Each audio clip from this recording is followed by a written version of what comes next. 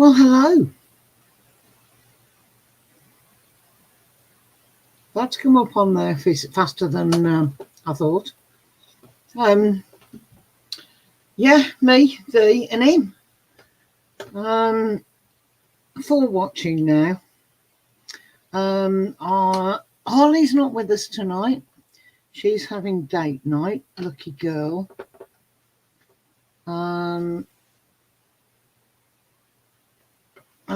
Jenny's having problems connecting. So you'll have to bear with me. I'd shut Facebook down. So where are we? I can't multitask. I'm like Roger. I can't do three things at once. Well, I can, but not sensibly. Right,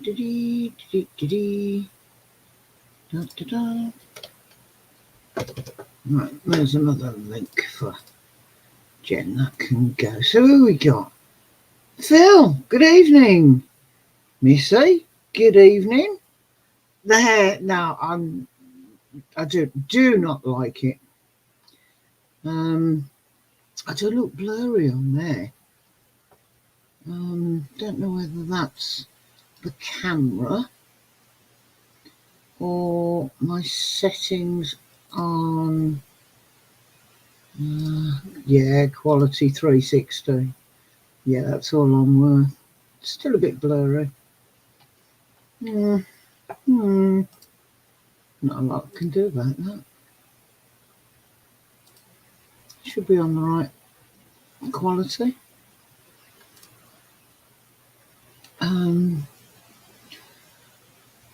So Jenny's not coming in just yet because her laptop's having a hissy fit.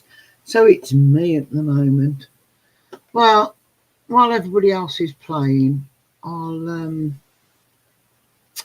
what do we think about the fact that Nigel Farage and Reform are now in second place, apparently, according to the polls?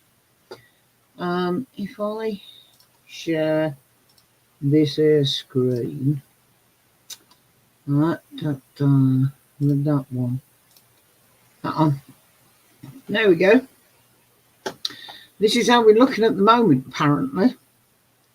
So, Labour's on 37%, Reform's on 19%, Conservatives have dropped to 18%, Liberal Dems are on 14%, and then down at the bottom we've got the Green, the SNP, the others, and the Welsh.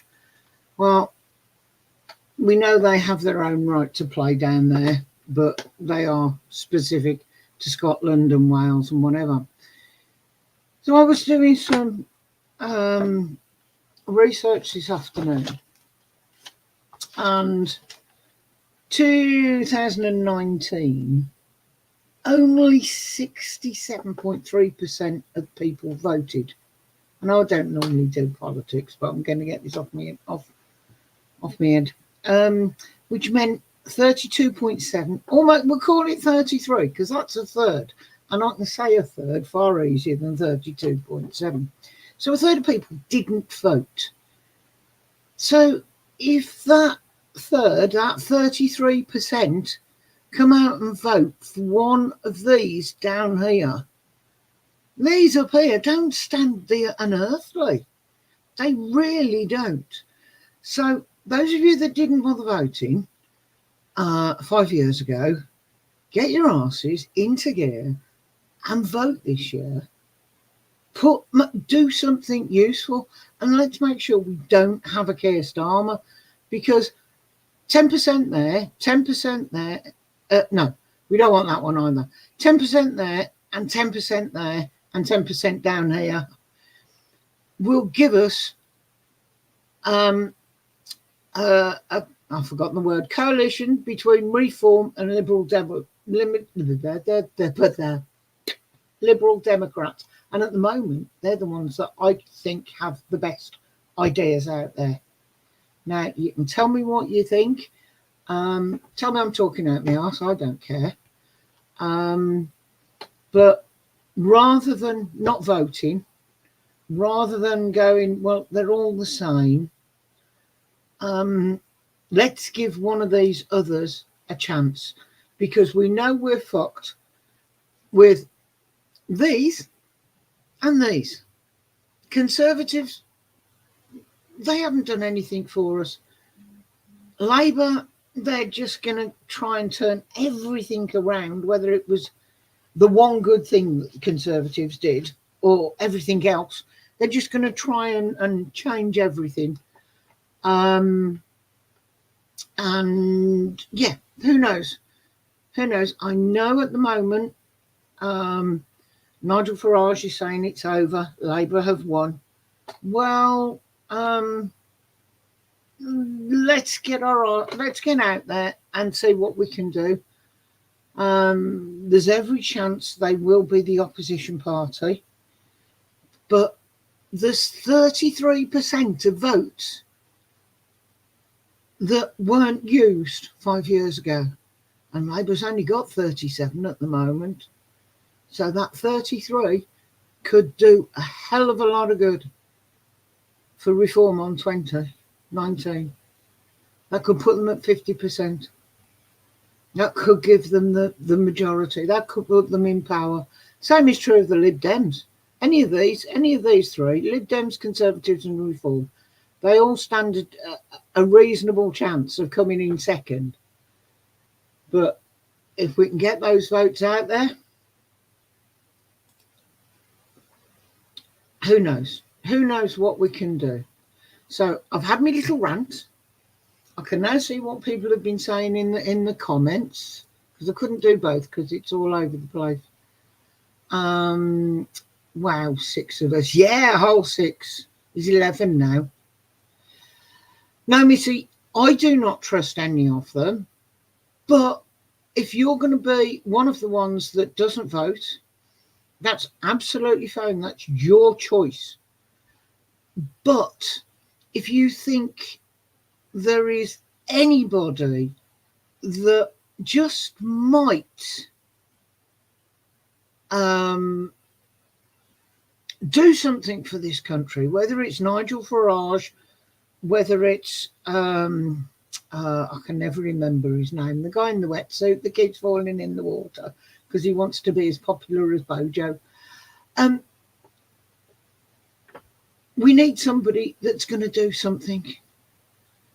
No, we don't want Starmageddon, Gary. We definitely don't want Starmageddon. I know it's only polls and it'll be totally different on the day. Missy, it's squash. If I put any more water with it, it's plain water. And I can prove it's squash because the bottle's there.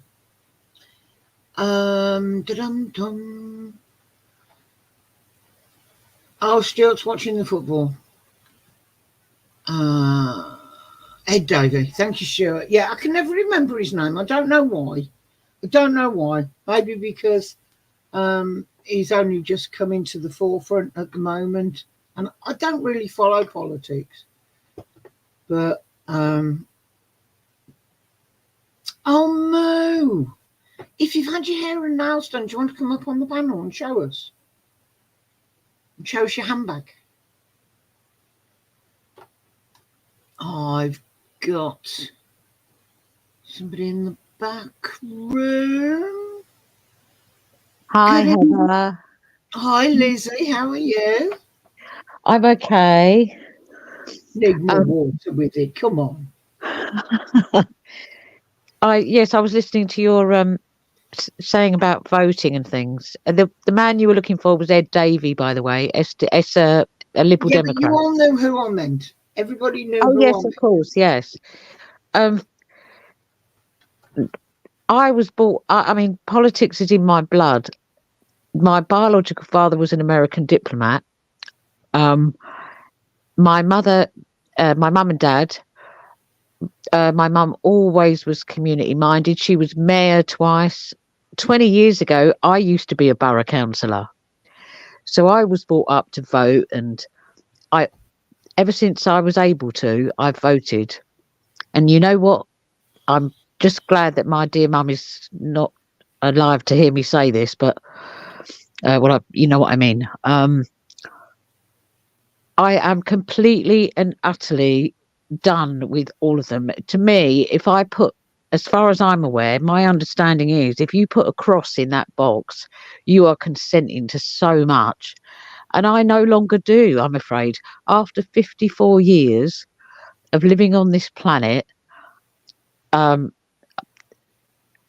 knowing what I do, we need to change our voting system for a start, because our first past the post system, I don't believe works. I think we should have proportional representation. Yes. I'm if afraid you look at what Nigel Farage is saying, he is saying we need to change the way that our voting system works. Obviously, there's nothing that can be done for this one, but he's looking at that. He's talking about reforming government, making changes. I think Nigel Farage is, I mean, obviously I did vote for Brexit, but there is something that I do not trust about Nigel Farage. To me, I mean, he does get out and meet the people far more than the others do. But there is something about him that, I don't know if this is the correct phrase, but is that phrase champagne socialist, sort of that kind of thing? He likes to present this man of the people thing, but he's a multi-millionaire, and he likes to portray that he is on the side of the people. But it's a personal opinion. I just can't trust the man. Can we trust any of them at the end of the day? They're all going to come. They're all coming in as they are and going, look at me. I can play the fool. I can put on a wetsuit and fall in the water. Look at me. I want to make all these changes. Look at me. I'm a sir. Yeah. I'm just a cynic. I was born cynical, I think, but I'm even more cynical now. And I don't trust anyone. I never voted. I've always been cynical. It was always a case of, what's the point? I live here. Where I live is a conservative area. It's been conservative for 20 years. There's no point me voting. But hang on, there might be. There might be a chance if that third of us that didn't vote previously get off our arses and put some effort in. Jenny's made it in. Jenny's here. Hi, Jenny. Hiya. If that third of us and the I don't knows and everybody else actually puts a bit of effort in this time, who knows? Maybe we won't be conservative with a Labour. We've got a Labour mayor in Birmingham and the West Midlands, so there's not a lot we can do about that. But let's have somebody different looking after the area, perhaps. I don't know. I actually got Reform's bit of paper through the post. Oh, have you? I haven't got one of those. And we've got a Reform candidate, but I've had nothing from Reform. What I've seen, because I've been looking into it, because I wanted to know how many candidates there are, and as far if I'm reading the information I saw correctly, Reform have a candidate in every constituency, so you should have a Reform candidate. Yes, we do. I mean, I agree with you, because for years I said the same. I said, if you don't vote, you can't moan. And I voted all my life, and I didn't vote in the last locals. But I've gone completely and utterly different. I just can't bring myself. Isn't it funny? We've both done a total flip. You've gone from voting. I've gone from not voting to actually, for the first time in 63 minus 18. For the first time in 45 years, I've actually got something that makes me want to try to do something about it. I mean, this is the back of this. No income tax if you earn under 20k. Well, I've always said the threshold on earnings should be far higher, and 20k is reasonable. That's almost minimum wage. So yeah, those on minimum wage don't have to pay tax. That's about right. Slash government waste, save 50 billion. Well, yeah, I don't know what that is, but it'll be in their manifesto. Scrap VAT on energy bills. Who wouldn't want to do that? Who wouldn't like their energy bills cut because there's no VAT? Scrap net zero, save 30 billion. We are 1%. Yes. Less than 1% of this world. We can go minus into the minus numbers. We are not going to make that much of a difference to our beautiful earth. And don't get me wrong. Yes, we can do as much as we can to help, but that 1% of the rest, the other 99% need to pull their finger out and get something done. Because agreed. It can't just be, it doesn't matter how much we do, we are not big enough to make a big enough effect. So, yeah, scrap net zero. Stop non-essential immigration. Deport foreign criminals. Yes. As they say, we want our country back. They are the first ones to say we want our country back. They were the first to say country first, party second. That was Lee Anderson when he walked out of the Conservative Party and walked straight over to Reform.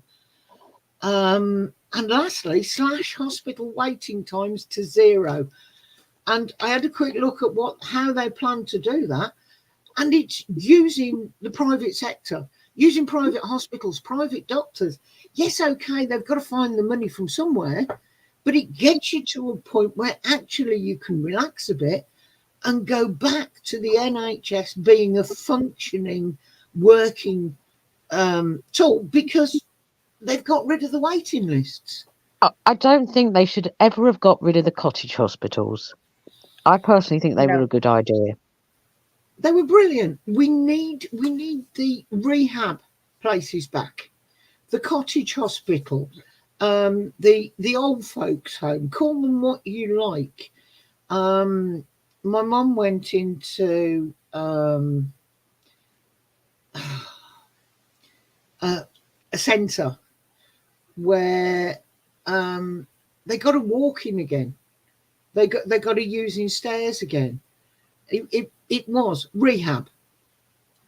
She'd been unwell for a while, and they got her back on her feet. They got her walking, but they got her out of hospital.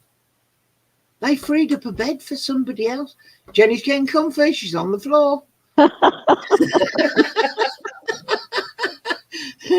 Sorry, Jen. I'll speak to you in a minute. I'm having a bit of a rant tonight. Yeah, go for it. I used to know someone that sat on the floor. They had chairs, but they'd sit on the floor. Yeah. I always used to. My daughter used to. But Starmer didn't know it, but he's nicked one of my ideas. Because he said about setting up an energy company, a green energy company, but an energy company that's owned by us. If you want, what's the best way of raising money? Find investors. So every council has houses standing empty. We need them up and running. We need investors to get them back to scratch. We need builders to do the work. We need electricians and plumbers, and you can get people to invest money that want to get things fixed. You can get people to invest time, and when they're up and running, it's rent back for the council, and you repay or pay those people that have invested, or they buy shares. But you get the country to invest in itself. You get people like you and I to invest in the country. And there's a lot of people out there that would happily. No, I know, Stuart, it'll never happen in reality, but leave me alone. I think you should stand, Mrs. W. Definitely. There's so many ways we could get things working again. Lizzie's gone. Where's Lizzie gone? So many ways. And yes, they would need some organisation. But what do we need? How are we going to achieve it? Can we get the people to invest voluntarily rather than asking them to pay more tax? Because everybody's happier if it's a voluntary contribution and they can contribute to what they want to, than somebody saying, we are taxing you, you have got to pay for this, whether you want it or not. And on that note, I've said enough. Well, it's just logical what you're saying. You know, why can't they work that out themselves? Not a clue. Not a clue. But I do think regarding, sorry. I was just going to say to Roger, the only reason the investors we've got are from other countries is because they're not opening it up to the man on the street. They're opening it up to people with billions. Yes. You have to have billions to be able to invest. If they turn around and said, well, I'm his company and I'm doing 1 billion shares, and if you want one, it'll cost you £5. And at the end of the day, when we start making money, you can either get your £5 back or whatever it's worth at the time, which hopefully will be £10, or you can continue to get interest. Oh, my brain's doing it to me again. You can get money back on a regular basis. No, I can't think of the word. Dividends. Thank you. Dividends. Whatever. I do think that the NHS though is a real postcode lottery, because I'm lucky that I live in a fairly good area, and in fact last week I went to the doctors 3 times in one day. I mean, they called me back. I've no idea why, because I'd had an ECG, so they called me back, and I went back, and I thought, oh dear, and I got there and they said everything's fine. So, but then I've got a telephone appointment on the 26th of June, which is obviously very soon. A telephone appointment with cardiology. So my point is that, you know, it does seem that if we need referrals in this area, we do seem to get them very quickly. But I think it's not a standard thing. I had the same a couple of years ago. I went to the doctor and said, I've got a bit of fluttering going on. Don't know what it is. Don't know whether it's going to kill me. And I got referred to cardiology. It took a while, but then suddenly it was, right, come in, here's a monitor, wear this for a week, come back, right, thank you, here's your medication, go away, ta-ra, you'll be fine. It's not going to kill you. This medication, we'll keep it under control, and you can discuss with your doctor if the dosage isn't enough. You discharged, thank you, bye. So, yeah, I think a lot of the country has got like that. Certain things, surgery, yes, you may have to wait quite a while. I know people that are waiting for operations on hernias. But it's not life-threatening. It may be uncomfortable, but it's not going to kill you.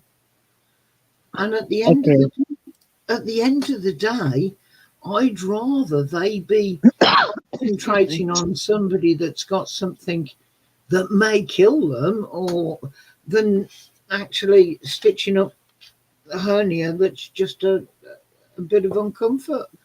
So, and I've got a hernia, and they're not operating on it. So, in that respect, I've said no. The fact that I don't need it operating on. The fact that it's a bulge, you can't tell with all the other bulges.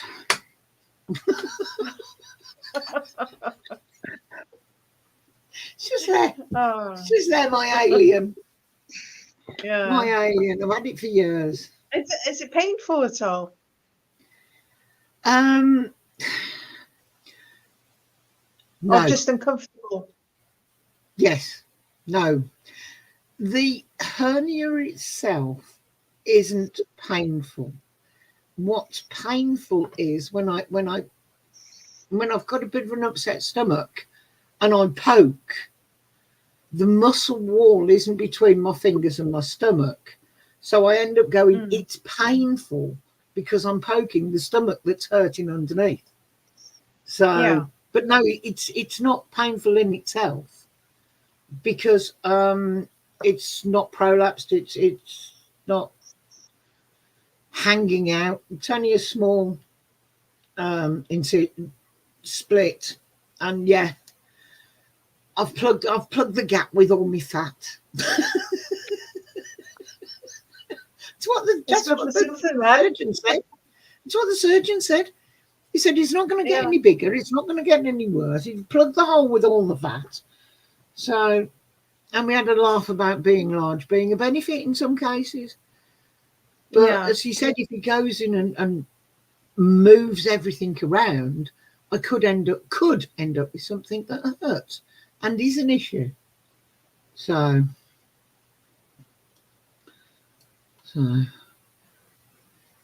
how's your week been? Both of you? Good. I'm just going to, Gary, it's right in the centre. It's right in the centre. I had gallstones removed, and it was in the old days where they cut you right across. And it's an incisional hernia, so part of the incision has opened up, but it is right in the middle. So, what have I been doing all week? All sorts going on this week. But are you ready for your holiday? I've got some washing done, but haven't managed to get it out because it ended up pissing down with rain. But I do it every year. I've got the same things I wear on a regular basis, and it's like I always take that on holiday. And then I'll wear it and I'll go, well, that now needs washing before I can pack it. I am a fool to myself. But I washed all his fishing jumpers, fishing shirts the other day. So I'm hoping it's a nice day tomorrow and I'll get them out on the line. But I probably won't be doing late tonight because I was at my daughter's for 9:30 to take my grandson to the dentist. And I don't normally get out of bed early. I like to be treated like a lady and spoilt with my cups of coffee. Does that happen? Oh yeah. Oh right. Okay. Oh God, yeah. I've got him trained. Pan of chocolate and a cup of coffee at about 8 o'clock. Oh blimey. Oh yeah. Yeah, I have to go and buy the pan of chocolate. They're in the cupboard. All he's got to do is take one out and bring it up. Um, and then depending on what he's doing and whether he forgets I'm here or not, it depends on what time the second cup of coffee is. Whether he forgets you're there. Yeah. His memory's terrible. If I'm quiet, he forgets I'm there. It's because if he's doing a video or whatever, he just gets single-minded. Okay. Doesn't think about me. I know he loves me, really. I know he loves me, really. You don't have to type it. We'll have him up in a bit. But my son and his fiance are moving tomorrow. They're doing the first part of the move tomorrow. Oh God. We're getting rid of so some you're of gonna the be busy. moving some of the boxes. So I'm over there early in the morning. Oh, what a nightmare. I won't be able to do much of the carrying, but I'll take my car and I can guard the cars while they run things Yeah. in and out and up and down, rather than having to keep locking things up. Oh, So, that's a pain. That's when you have to do that. yeah. So I'll be on guard duty for whichever vehicle is unlocked at the time. But there's three cars taking the boxes. So because they've got a van next weekend, but they're falling over things now because they've got things packed and they just want to get them out of the way, and they've got the keys, they're paying the rent, so they may as well get them moved in, and they can always spend an evening unpacking boxes then through the week if they've got everything packed. Are they moving far? No, it's from me. They're about 15 minutes away from me here, and they're moving to somewhere about 20 minutes away from me. So, but Oh, okay. where at the moment they live that way, they're going that way. So, I see. but no, it was one of these, the people they rent the house off are selling up. Oh, right. So, and they're looking to get on the property ladder. Good luck to them. But whether they can or not, unfortunately, round here, everything's outside the budget. So Most houses are outside of a budget. they're looking at going elsewhere so they can afford something to start with. But yeah, yes, it's It's looking nice. It's not. I said that. It's horrible. I don't like it. It is. Oh, why? It looks lovely. I've sort of smashed it down. Put and straighteners in it. I don't own straighteners. Oh, you're so lucky. You got mine, haven't you? Because I thought you straightened your hair. I wish, if for my hair to look like that, I have to straighten it. I've got an old hairdryer and I've got a hot curl brush, and that's about it. But the moment I lie on my hair, it goes flat. So We're never happy with our hair, are we? sorry? We're never happy with our hair. If it's curly, we want it straight. If it's straight, we want it curly. Or it's never thick enough. Or Well, I don't know. I showed her the pictures I put on Facebook, and I know you girls saw them. I showed her the long-haired one with the layers, and then the mid-length one, which was about length maybe a little bit longer with all sorts of layers in it. And I Yeah. said something between that one with the short layers and the long one, because I like to keep the length. I haven't kept any length. She's lopped it. But I'm never going back to her. I've decided that. Twice now, she's messed up my hair. She doesn't get another chance. If you can find a decent hairdresser, you're really lucky. I used to have my hair done years ago, and I'm talking 20 odd years ago, by a guy called Martin Holmes, and he used to be Lee Stafford's sidekick. I think they fell out at one point, but I think they're sort of friendly now. So I used to pay a lot of money years ago, but it's just that my hair is so difficult. You know, it's not perfect by any means. So I had to pay a lot of money to make it, you know, to find someone that did it nice. So I'm hoping on Wednesday when I go that I did a bit of research and I've picked this hairdresser. It's costing me a fortune, but if it goes well and I like it, then I don't mind paying the money. Yes. I'd rather pay the money out and be happy with what they do than I could go and do what I've done for the last 20 years. When I stopped going to a salon, I just used to buy a box out of Boots or wherever and do it myself.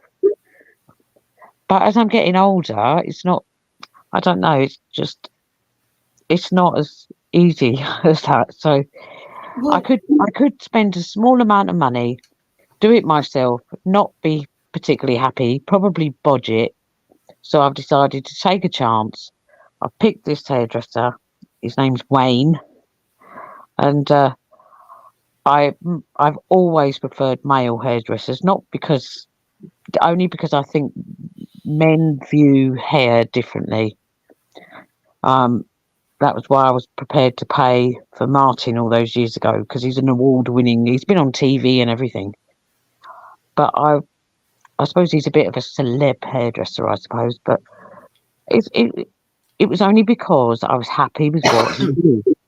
So, as I say, I'd rather pay the money and be happy than pay half the amount and not be happy.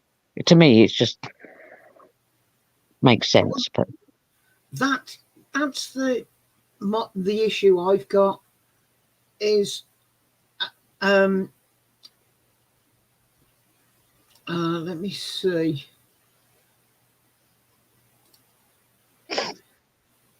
See if I can do this, because I said to her, because there's guys that aren't on Facebook, so I said something between that. Now, bearing in mind my hair was longer than that. Yeah, it was, wasn't and the it? fringe was down to my chin. Yeah. She could have done me that. Yeah? Yeah. Yeah. Yeah. She could have done me that. No problem. Something similar, Not that yeah. one. Not that one. Another way. And that. That one I like the look of that at the back and the shorter bit on the top. So what I wanted was like the top bit of that one with the length of that one. Now, is this anything like A, that one, or B, that one? I don't think I mean, I'm no hairdresser, but I don't think she's put enough layers in it. She hasn't put enough layers in, but my hair is quite fine. No, she hasn't. And she's cut the fucking fringe too short. Long fringe, long hair, long layers. No. Fringe looks okay. No, not what I'm saying. Not what I'm saying. I know it looks okay, but having given her those two pictures and said, like that, but I also like the short layer bit for because there's nothing. I'm going to cut it myself. I will end up cutting it myself because I've had enough. Because when I'm driving, it's still in my face. when I do it, I do like a Rachel cut. So Put a it's hairband on. sorry. Put a hairband in. A hairband in your hair.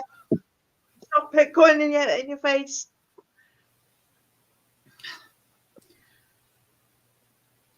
But there's bugger all left at the back. I had ponytails I could swirl and Not it's all ponytails, gone. a hairband. An Alice band. Oh God, no. God, no. My head's too big. You've got to find a male hairdresser, Heather. You've got to. Trust me, they are far better.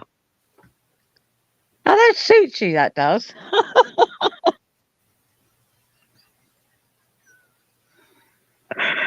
Keeps the hair out of my face. Is that yours or Roger's? Do you think Roger would have that? I can't see what it says. He says I shoot like a girl. Oh right, okay, no, okay. Maybe. Mine.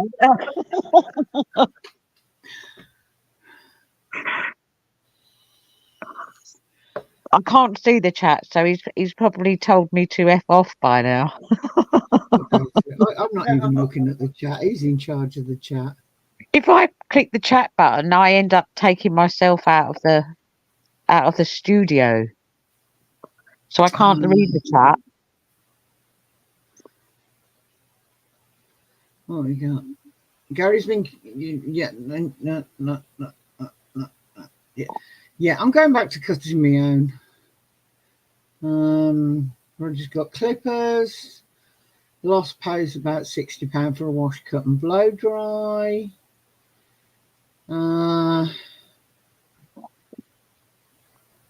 you know, I'm having a full head of colour. I don't know how I might be having two colours. I don't know. Not sure. But the colour, the cut, the blow dry, guess how much it's costing me? 200 quid. Well, I will say this only cost 35 quid, but it's my own hair. It's my own colour. It was a cut and blow dry. Yeah, but you've got a nice colour as well, though. So you're lucky. Whereas I haven't. So I need to put the colour back into it. If I had a lovely natural hair colour, I'd be laughing. Desert Fox says I look like a truck driver. Oh, because I couldn't. The other day when we were on Roger's stream, I couldn't work out whether Mr. Desert Fox was a man or a woman. I guessed at the end it was a man. I believe Desert Fox is male. From what he was saying to Jenny. But we don't do pronouns. Although I don't know, it could have been a woman, but I kind of sussed it might have been a man. But then you're not allowed to assume these days, are you? You see, I'm old, so I just assume it's a man or a It's woman. like we were saying the end of last week. What does which bit?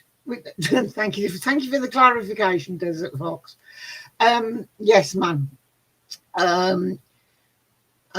So we were saying, what does the Q stand for in the LGBT? I thought it was queer. I know it's queer. But what is queer if they're not gay, lesbian, bi? What's strange, I think. Yeah, but you see, then again, well, I was going to say, queer to me means, I'm odd. I'm queer, but I'm not queer. I'm queer and I'm not. That's queer as fuck. Exactly, yeah. Queer, you like funny, eccentric, and Odd, stuff like that. strange. Yeah. Well, Didn't queer, mean- or just queer. We're all eccentric in our own ways. Well, what about having a gay time? That's quite old. That's quite an old expression. Gay day. What did you say? That door. What a gay day, yes. He was funny, wasn't he? He was odd. He was definitely queer. Yeah. back in the day, everybody was queer. Freddie Mercury was queer. Not that I knew it, because it was never spoken about, because it was illegal. Homosexuality was illegal, Yeah. so Yeah. it was never spoken about. You didn't say somebody was gay or queer or effeminate. Nobody's, Yeah, there's nobody yeah. in the list. Limp wristed. Yeah. But I had a no, it's surprise the same. trip to Hairdresser. Liverpool yesterday. Sorry?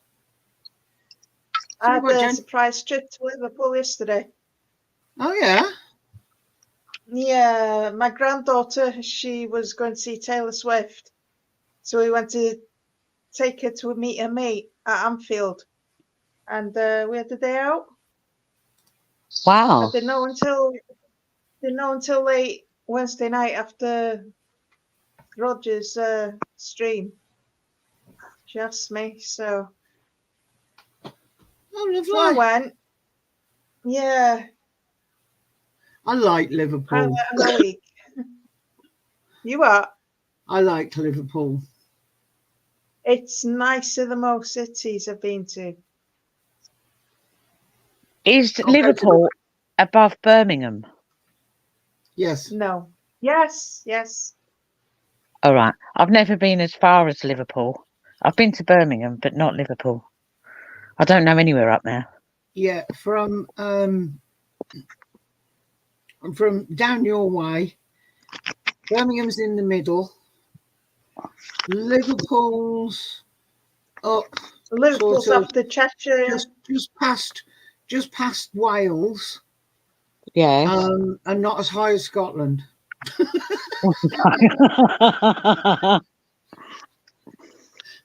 There's Chester, Liverpool, and Manchester. Never been to Manchester And either. three of them.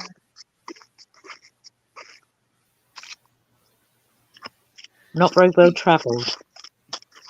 To me, Liverpool is further than Manchester, Right.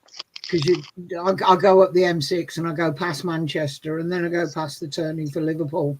So it's Manchester, Liverpool, Lakes, Lancaster, Lakes. Excuse me, I need some water.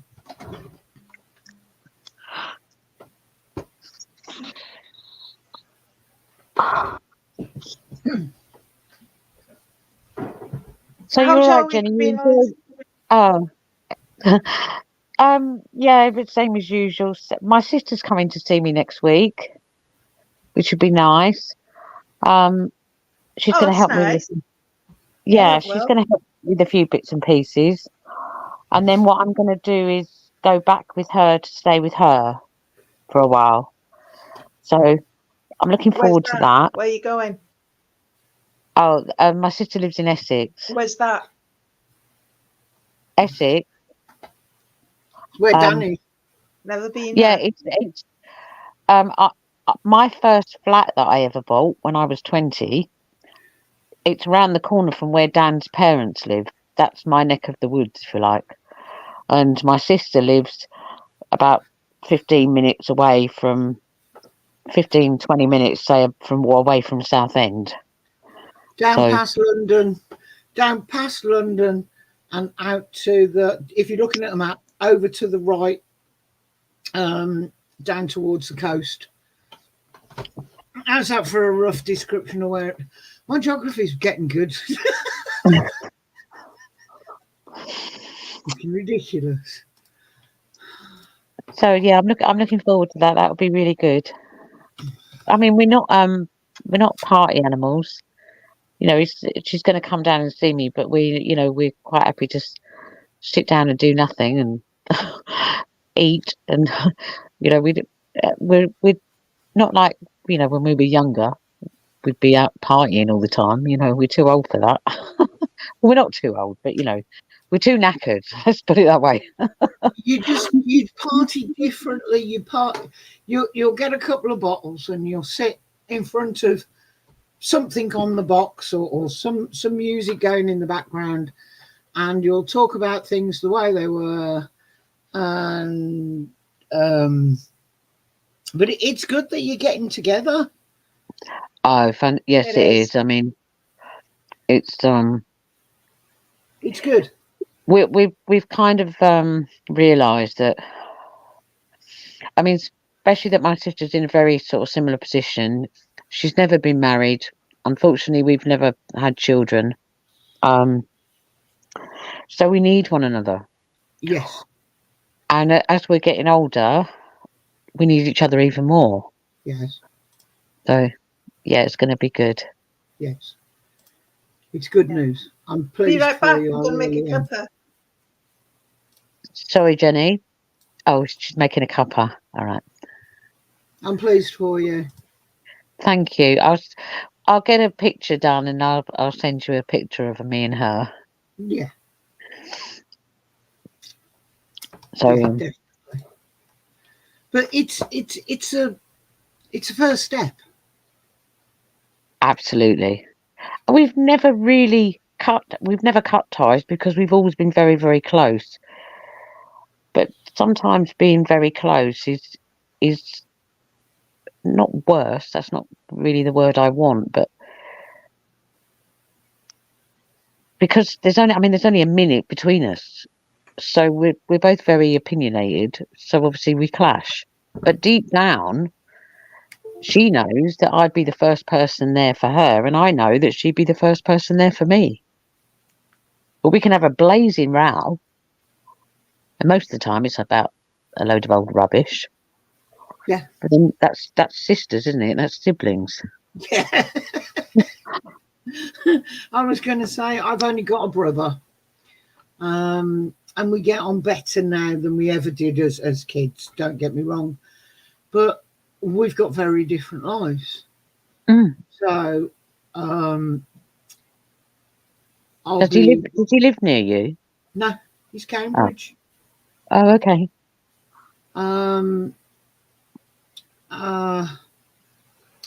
If I could be bothered to go over to either Cambridge or Wales when they were there, I'd be made more than welcome. It's not that. But he's sort of semi-retired, so they disappear all over the place to watch the rugby. I mean, they did New Zealand. They did the whole tour in New Zealand. Wow. They, he's got a bit more money than I have. But well, they both have. But I say it's very different lives. I still love him to bits. He's still my brother. Mm. But I'd be lucky if I saw him 2 or 3 times a year. I saw him more when Mum was alive because he'd tell me he was coming up, and I'd make sure that I got there if I could, much to my mother's annoyance, because that meant I was taking him away from her. It was her time. He'd come to see her. Mm. Not that he was her favourite. But why? What she used to say? Why'd you come round every time he's here? He's come to see me. I said, no, Mum, he's come to see us. But if I don't come round here, by the time you let him go, he's got to go, and I don't get to see him. Mm. So you've got to share nice. She still didn't like it. Oh. But Families, we love our families, but sometimes they do drive us around the bend. yeah, families are for. Exactly. You choose your friends, but not your families. So, how long are you going to see your sister for? Did you say? Sorry. Well, my sister's coming down here on Tuesday. Right. I'm gonna meet her at Waterloo. So and then she's gonna stay with me for however long. We're so laid back. There's no. I like plans like that. Oh, and then when we finished here, oh, when we've done what we need to do here, then I'm going to go back with my sister and stay with my sister for a while and help her with some things. Mhm.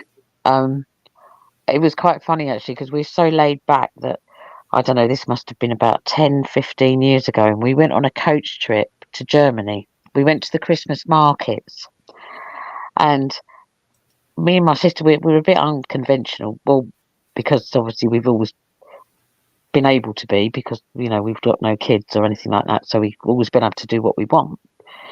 And the next day after we got there, we were so knackered that we're not into getting up early in the morning or anything like that. So we stayed in bed, and there was this coach tour organised for somewhere. And then later on in the evening, we went out for a little walk in the afternoon, and we went to this little cake shop because Germans are really into their cakes and afternoon tea and things. Oh yeah. And when we got back to the hotel, there's this little note underneath the door because people were worried about us because we didn't join the early morning coach tour. But we just do what we want. We don't get up early. We just No. do what we want when we want, and not rudely. Don't get me wrong, but we're not into getting up early. So I don't think these coach trips were sort of compulsory, but they were a bit worried about us. But no, we were like, no, we're not getting up early. we'll get up when we want, But as I say, I don't mean rudely. Just we're just so easygoing, Yeah. Easy oozy, as they used to say. Yeah. I did a weekend in Scarborough with my mother the once. She wanted somebody to go with, and didn't see enough of me and all the rest of it. No, yeah, okay. And yes, it was one of these where there was coach trips and all sorts included, and we went off to see where not Emmerdale. Coronation Street. No,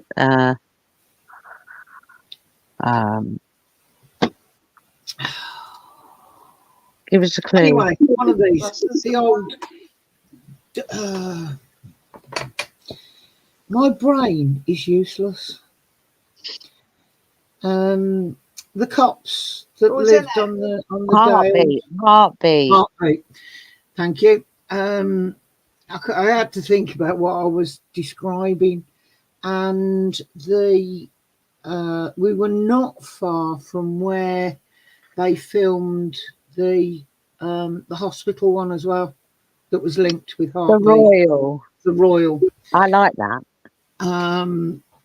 Well, we drove past that building, and were told that that's where they filmed the Royal.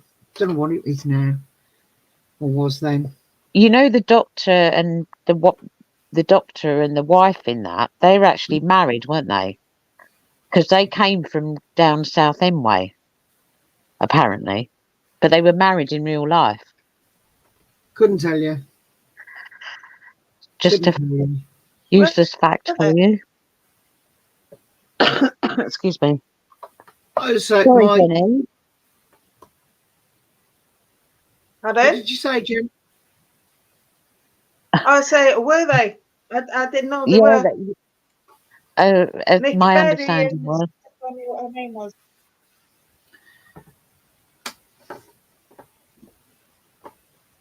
No, my brain seems to really be getting bad now. I can't remember names and things, and it's embarrassing. And then I'll be sat there like we were the other week when Roger was talking about on Roger's stream, when we went off on 70s and things like that. Yeah, that was good. That. I'm there. Oh yeah, I remember this and I remember that. But yeah, I think quite a lot of times you've got these trips and we'll take you to York for the day. We'll include it in the price. It's because there's bugger all to do where you go. But if you just want to spend time with somebody, you don't need that, do you? So you can lay in bed. and party till the early hours of the morning. No, I mean, when Nikki comes here, we might go out for a walk, and we might go and walk to the shops. You know, to get. I only live 10 minutes from a very large Tesco's, so but it's not far to the centre of town. But you know, we'll be going there because we need to, not because we're going to be hanging out. And But you can pop to Tesco's. You can stop and have a coffee and a cake, and not worry about it. Or you can go and buy some cake and go home and have coffee and cake. exactly. So I like places like Tesco's. We're very lucky where I am, actually, because in terms of the shopping centre was very much Bracknell. I think Bracknell may have been what they used to call a new town.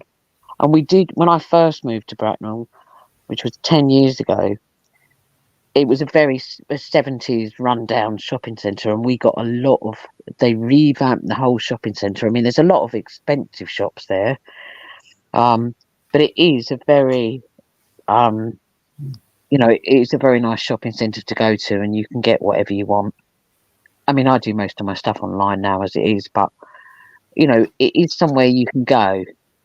We're lucky we haven't got a shopping centre which is full of run-down shops or boarded up shops, or, I mean, not that I can afford to go in most of them, but it's a decent enough place to visit. So, you know, so I'm lucky in that respect. You're lucky you've still got it, because our town centre is near as damn it dead. We were saying the other day, if you want to go and buy clothes, you're all right, because you've got like H&M and River Island and shops along those lines. You've got 5 or 6 coffee places, including Costa, Starbucks, Number One, Cafe Nero. They're all there. It's not that big a place, but apparently we need lots of coffee houses. Mind you, I must admit, most of them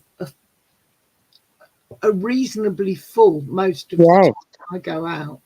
So I think that's a lot of that is because it's all you can do while you're out.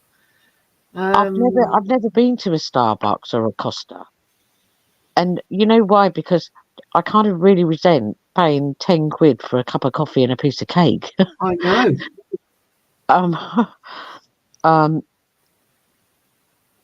People, you know, McDonald's do a good coffee for a quid or a couple of quid, whatever it is now. You always see people walking around with coffee cups these days, and I think, how do people afford it? Because it's so. I mean, I like a nice coffee, but I just think it's so expensive just to spend 10 quid on coffee and a piece of cake. Or am I just old fashioned or something?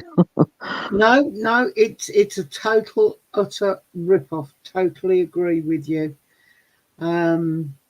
I treat myself on very rare occasions. Today was one of them, because I had to do something while I was waiting for the grandson at the dentist. So there was a Costa, and I went and had a coffee, because I do like proper coffee. I like nice coffee. Yes. And it was, I had a large, and it was that big. It's got a handle on each side. Oh my God. Heavy. And it was under 4 quid. Okay. And I thought, no, I can do that. I haven't been smoking.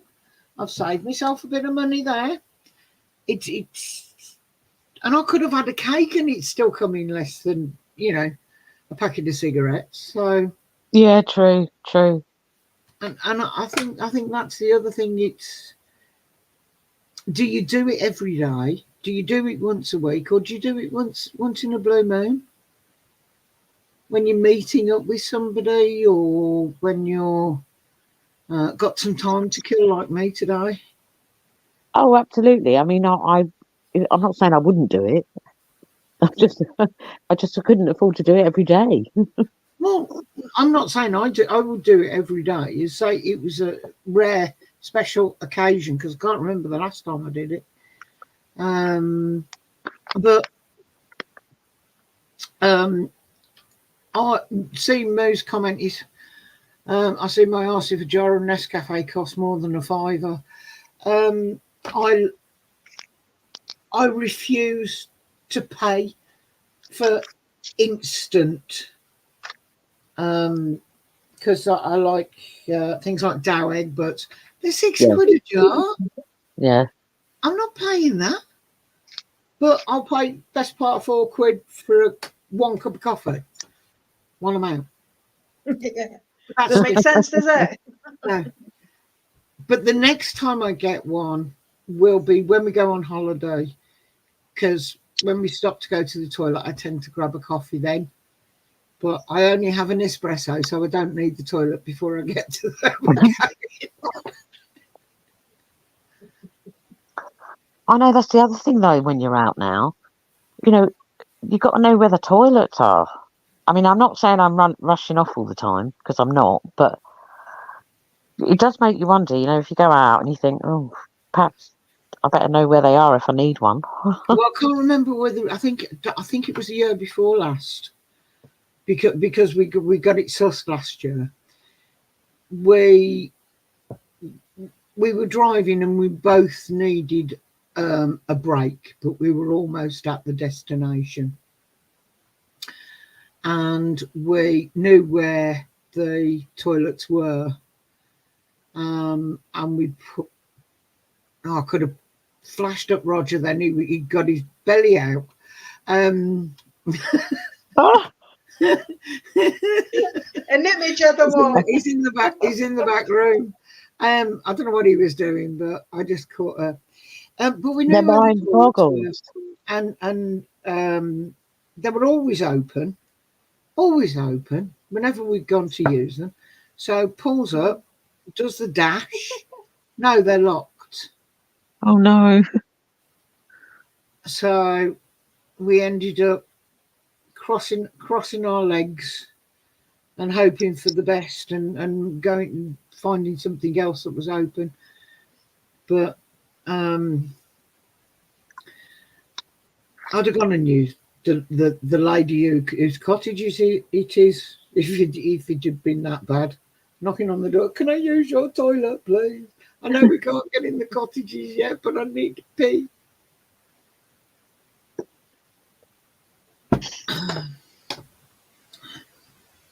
That's the other reason for going in a coffee shop. They have toilets. True. I remember that. True. Yeah. I didn't know they did. Oh, always. Oh. Yeah, and most Always of them are 5 minutes before. Sorry. 5 minutes. What? Always 5 minutes before I go out for the bus or something. I have to go to the toilet at least 3 times. Always. Because I'm afraid of wanting to go to the toilet kind of thing when I'm on a journey and I can't get to a toilet. Yeah, but you need to get one of those Shewee things. Can't use them on a bus. No, not a bath. No. I meant in your car.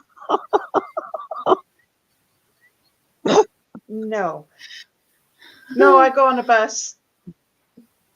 You'll go on the bus. In your Shewee, you'll go on the bus then.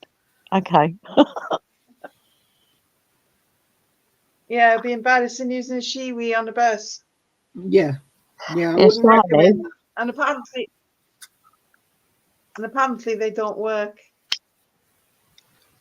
I've never used one.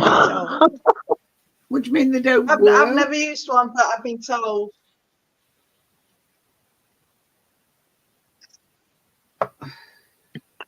The main, we got one. We bought a number of things when my granddaughter was younger, and we were out and about. And yeah, I can see why people say they don't work. What is known as a shiwi, you've almost got to take your trousers off to get it out, if that makes sense. You've got a bit that fits underneath and then a tube so that you can catch it and point it. But unless you've got jeans with a zip that goes all the way around, you can't get it out of the zip because water doesn't flow uphill. God, it sounds like a right palaver. They are. They are. From what I can remember, they look a bit like a Funnel. pot. Yeah, something like what? that goes into a pot. It was a funnel. If you imagine a funnel specifically shaped, that's what it's like. But Yeah, you can't get water to run uphill. So you end up having to take your jeans or whatever off. And if you're wearing a skirt, you don't need one. You can do what the marathon Oh, yes. did in London when she got the oh fine. no. Yeah, well, what else How could do she we have get done? on to conversations like this, girls? I think it was my fault. I'm sorry. I'll take the blame. She was.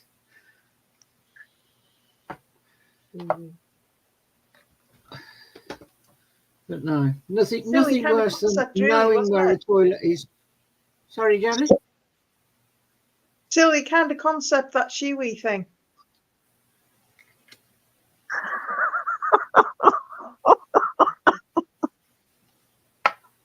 Mine's boggling now. Just Google it.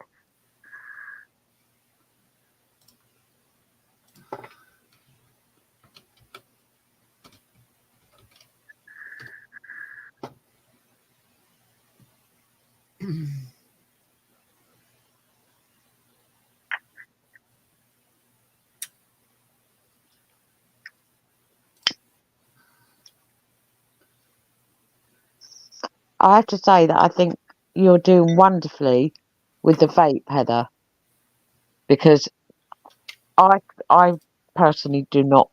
I wouldn't want to. It doesn't interest me vaping, but I have been smoking for 40 years, and I don't think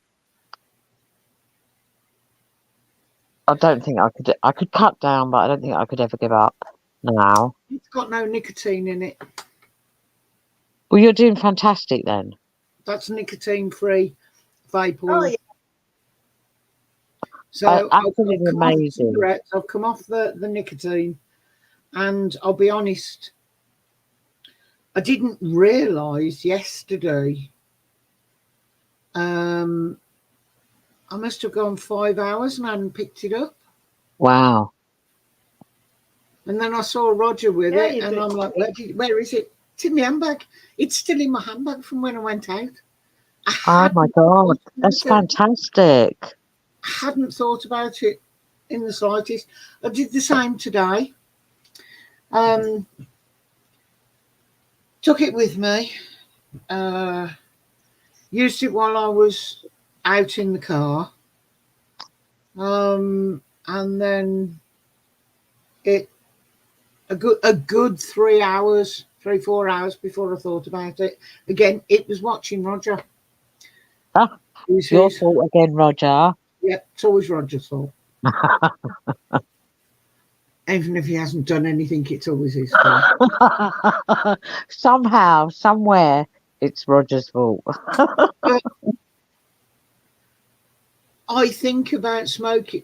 I can go all day and not think about smoking. And then I'll sit down and watch something like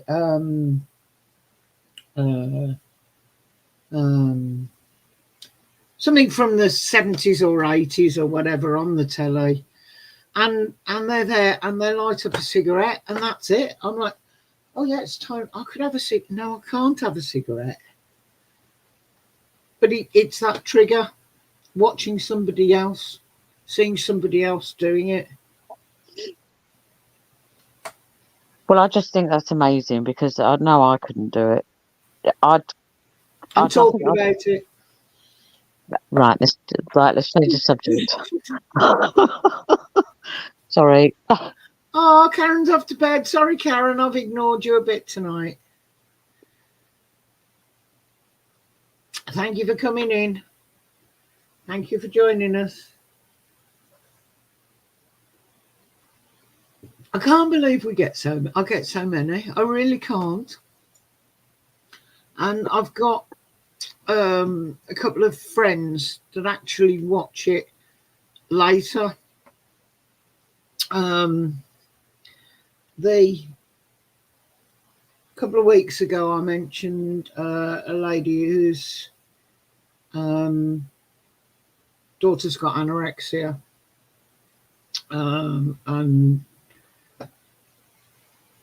how she's trying to do a training for manager, and I saw her a couple of days later, and I said, "Oh, I mentioned you. Didn't mention your name, but I mentioned you on the live." She said, "Oh, I watched the one from the week before. That was really good." She says, "I'll have to do that one if you talked about me. I'll have to watch that one next."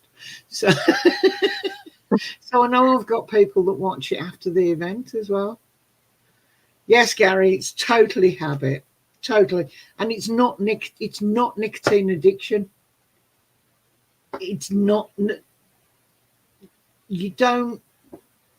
Habit's the thing. With nicotine withdrawal, is nothing.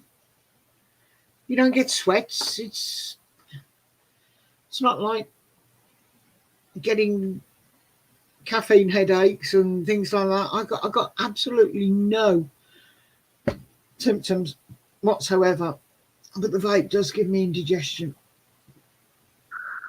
So I can't do it for too long. It's why I never managed to go over to vapes anyway. But that's my other thing.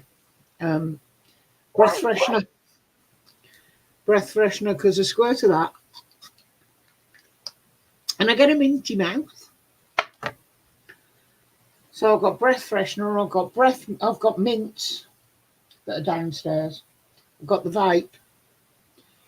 And as long as I've got something as a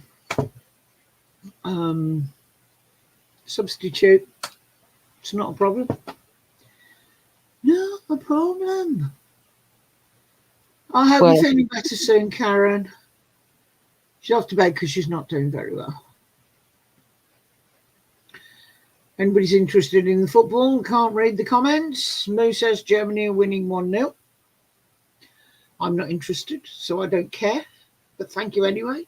No, me. No, me. I won't give you an update though when Scotland score, because I'm sure they will. What, the Euros started or something? Or whatever it is they're doing? Yeah.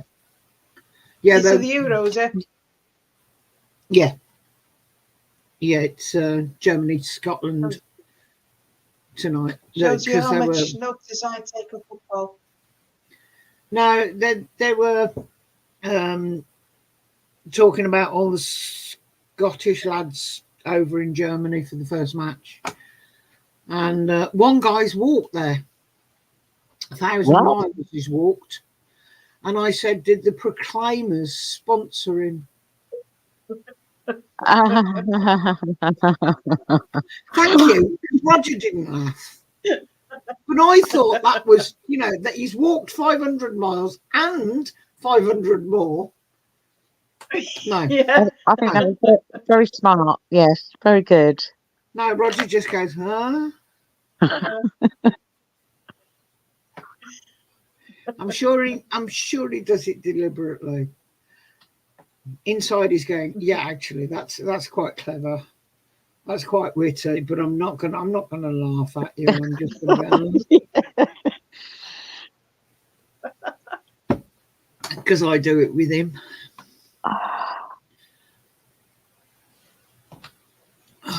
Nothing I've ever been interested in.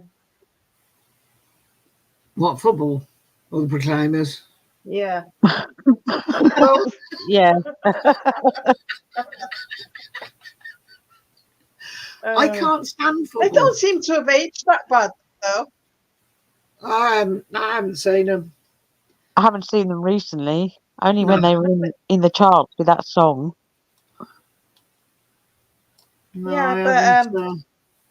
I saw them about last year or something on the telly on something, and they didn't look as bad, as old as you'd expect them to look after all these years. They look basically the same, really. Ow.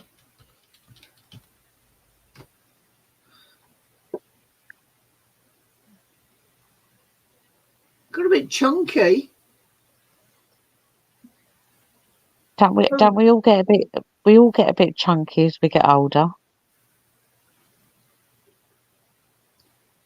But they were very skinny back in the day.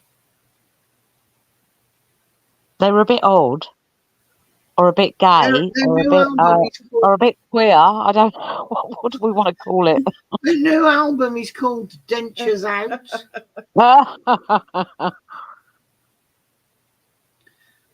Ba-da-da-da. I think they were a bit of a one-hit wonder, This really. 2-0 now. Oh no, I'll give them the due. They're 62. I thought they were younger than that. They're 62 now. So yeah, they're looking good for that. Looking good for that. I don't know why I thought they were younger than me. Significantly younger than me. Rather than... I thought they were younger than that. Born 5th of March 1962 Oh, in Edinburgh.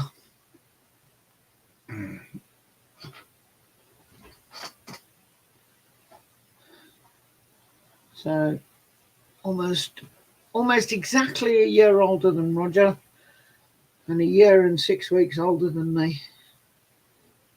7 weeks. excuse me. Younger, Roger's exactly even. 80 years. Younger. Roger's exactly 80 years older than me, because we have our birthdays on the same day. He's what, 80 years older? Eight.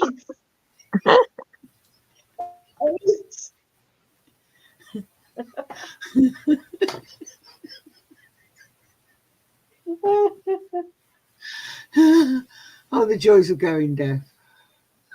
I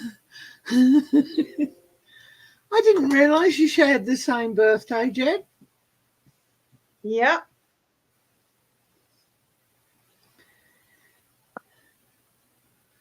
I used to share my birthday with my mother's brother.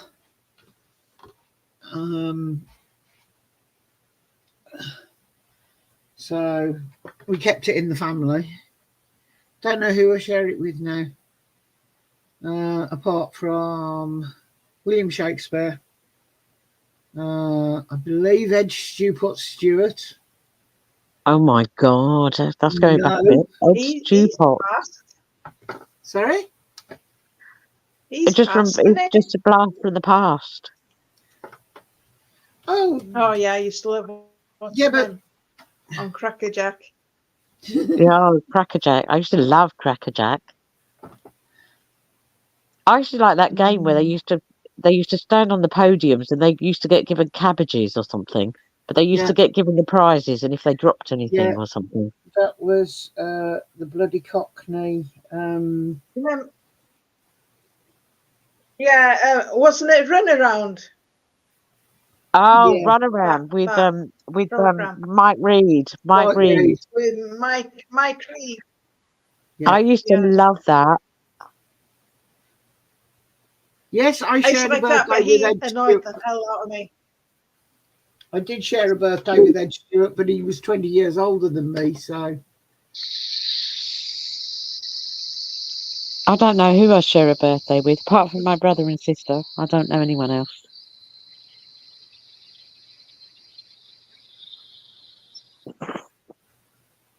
I don't know who else I shared a birthday with.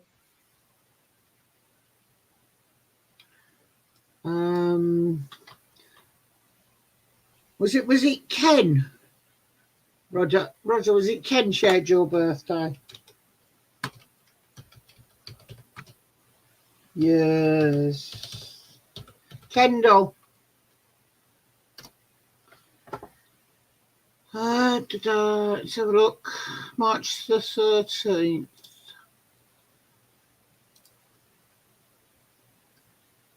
Oh, I don't know any of these. YouTube star, TikTok star, Oh, God. author. Yeah. William Roger's H. YouTube star. William H. Macy. What the hell's that? It's an actor. You'd know his face. Because I do. What did he act on? If I gave you my birthday, would you tell me who I share a birthday with? Yes, one moment.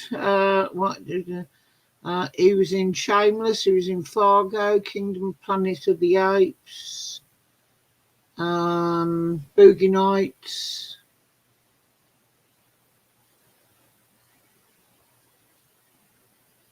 I'm the Still no Google idea. Queen.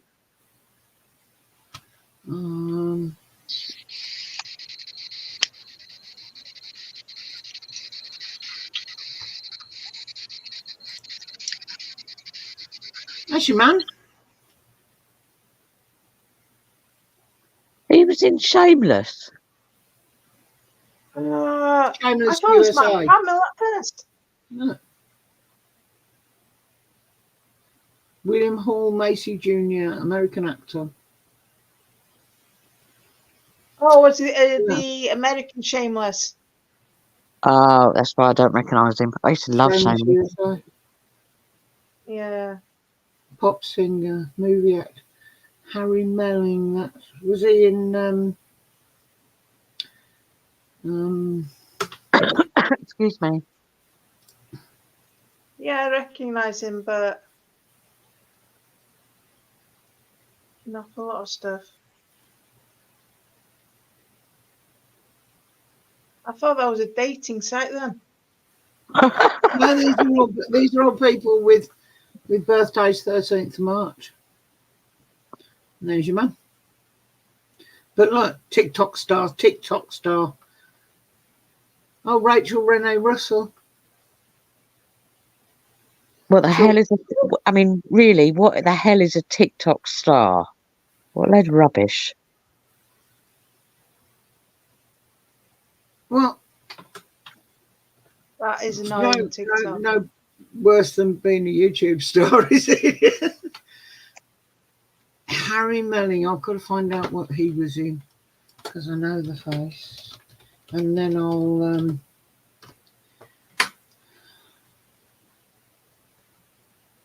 Wasn't he on Harry Potter? That's what I thought. Yeah, there you go, Harry Potter. It was Harry Potter.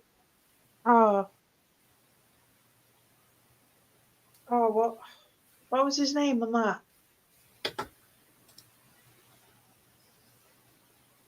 Dun, dun, dun, dun, dun, dun, dun. Forget.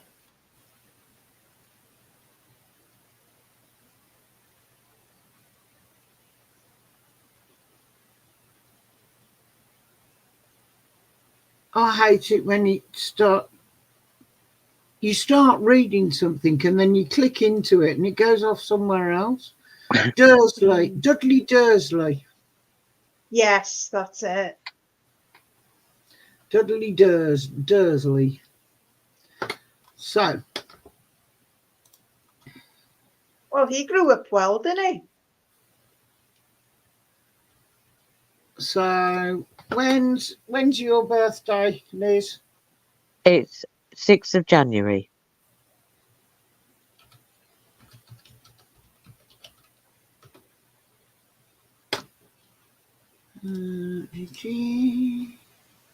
Oh, Rowan Atkinson.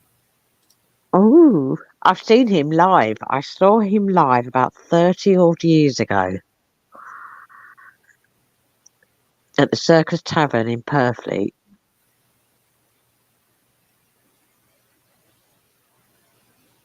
I don't know who half of these people are. Redmayne.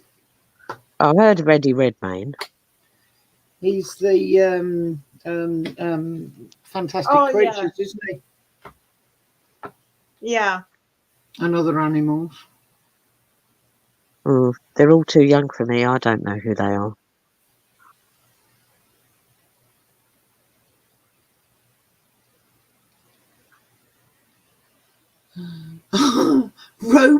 Roblox star 10. Yeah. These are famous birthdays.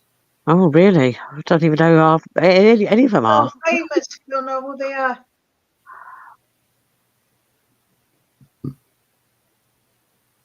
Eric Trump. Trump.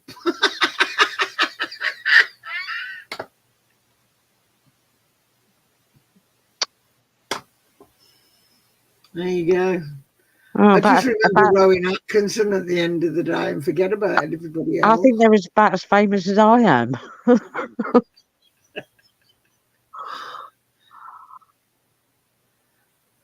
I know that face as well, like Norman Reedus.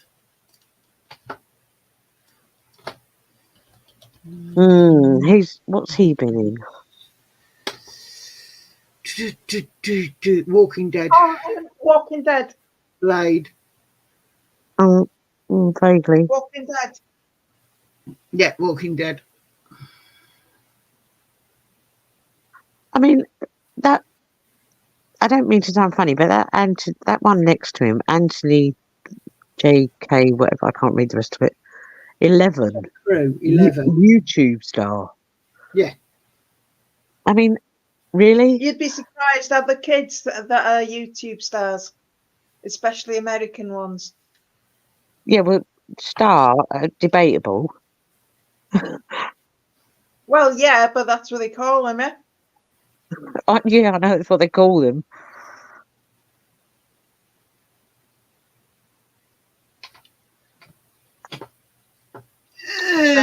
Anyway. I hate that my granddaughter's into all these TikToks and YouTube stars. Should have seen. She was dressed appropriately for the concert last night with Taylor Swift, but you should have seen Liverpool. It was swarming with Taylor Swift wannabes. It was like a pedo's paradise in a way. It looked disgusting. The way the girls were dressed. It seems to me that it seems to be quite normal to want to wear next to nothing. I mean, some girls were wearing baby dolls. You know, the 90. They were wearing baby dolls and high heels. I saw a group of girls, 4 girls, walking outside where is it? John Lewis. And the bloke with the camera just took a picture. He didn't have an ID badge or anything, so he could have been anyone. It was a perfect place for groomers and stuff. And the things they were wearing, really young girls. It annoys me young girls and not a lot of clothing, but yeah, but when you've got that stupid woman who goes out with Kanye West or whatever his nickname is, whatever his name is now, Kardashian, that Bianca someone or other, that goes around with literally next to nothing on, who I personally think she's been she's in a controlling relationship, because she never looks very happy. When you've got people like her that, you know, the youngsters are looking at, they think it's all right to go out dressed in next to nothing. Now, I'm not a prude by any stretch of the imagination, but I guess, I mean, But these were wearing short night dresses and stuff, baby dolls, and I saw some girls wearing like strappy dresses, and the strap. One girl, her strap had broken, and she was holding it like this. She wasn't wearing a bra or anything, and it was a short dress and high heels, and glitter all over the face. There were lots of glitter and sparkles and stuff there. And everywhere you went, there was signs, "We love you, Taylor Swift," and things. It was sickening. Jen, when we went to Dan's birthday party, there wasn't one of them that had got a decent outfit on. And on the way in, there was a group of kids, young girls, standing on the corner, dressed like slappers. Yeah, I believe it. And when we asked the taxi driver what was going on, it was a kids' nightclub. It was a nightclub for the, wow.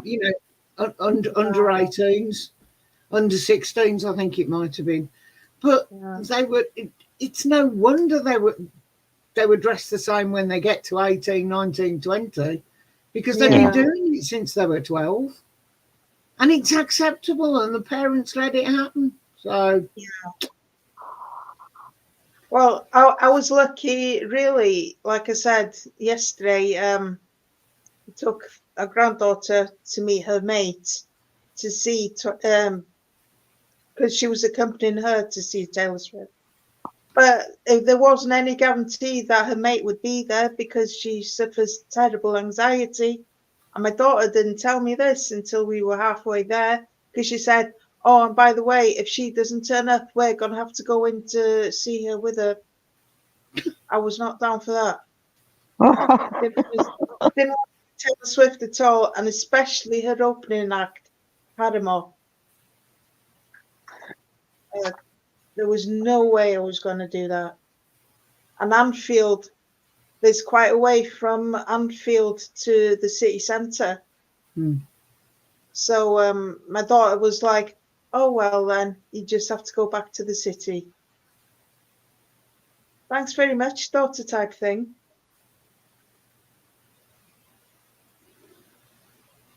But she turned up, so we didn't have to bother.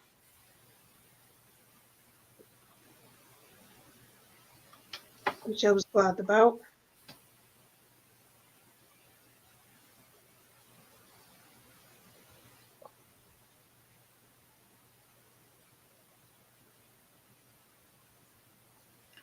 Oh, I didn't know Graham wanted to come up on the panel and talk about Mr. Farage.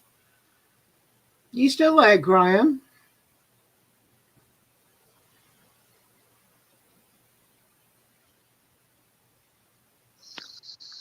Doesn't look like it.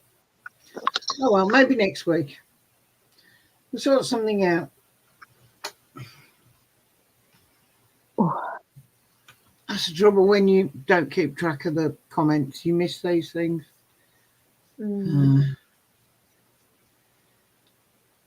It's the one thing I do find difficult, because I keeping track of the comments, listening and talking to you guys, and Googling who else had got a birthday on the same day as me. And I win hands down, because I share my birthday with William Shakespeare. Who has the birthday? As I said, Shirley Temple. Who else was it? We said Ed Stewart. Who else was it? I saw. Oh, Roy Orbison. So I got quite a few. I got quite a few people. Famous names. Yep. That people know by name alone.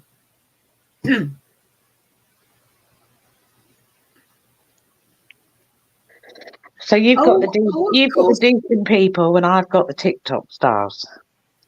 There is, of course, young Prince Louis. Oh, he's lovely. I've just done that. Who's that little child on the end? And yes, so he's going to be a bugger when he grows up as well. Yes, he is. Yes.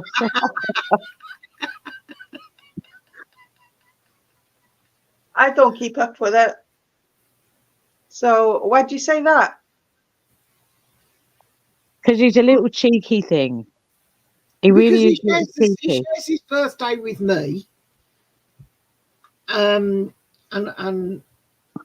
it's like they say about horoscopes and things. Your birthday shows the sort of person you are, and people born on the same day share similar traits. So he's going to grow. It all depends on it all depends on where the planets are on your birthday as well. How they're aligned. Like I've got 4 in Pisces and I've got 4 in Aries, but because my son's in Pisces, I'm classed as a Pisces.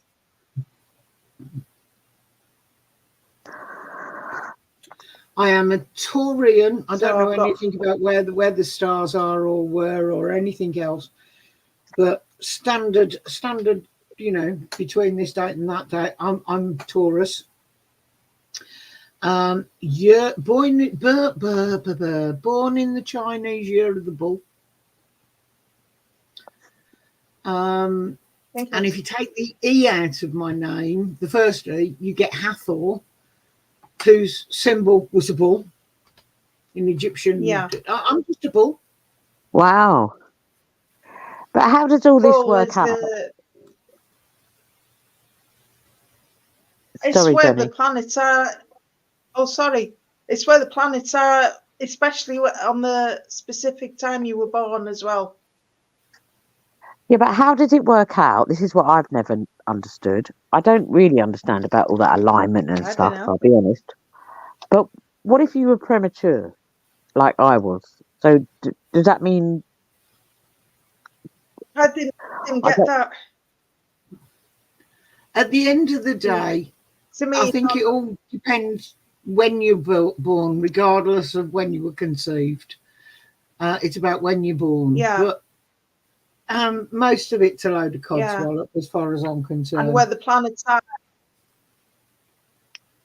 But you can read as much or as little into There's a lot these of things. truth to it.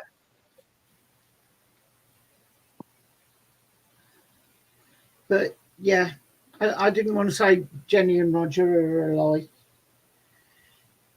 Should we get the fart? we're Should we what? get the old fart up to say hello? He's got the cat on his lap. Should we bring him up to say hello? Yeah, I think we should. Do you want to come Yeah. up? Well, we've got to keep an eye on him. Do you want to come up?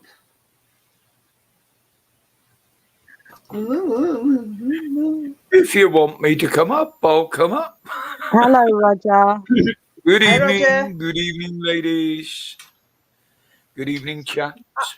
Evening, cat. How is the cat? Oh, Roger, she's Roger, what is the name of your cat? Wazza. Puss in Booties. What? What is his real name? Puss in Booties. Yeah, its proper name is Puss in Booties. All my cats I've always called Wazza because that's all they do is eat and waz everywhere.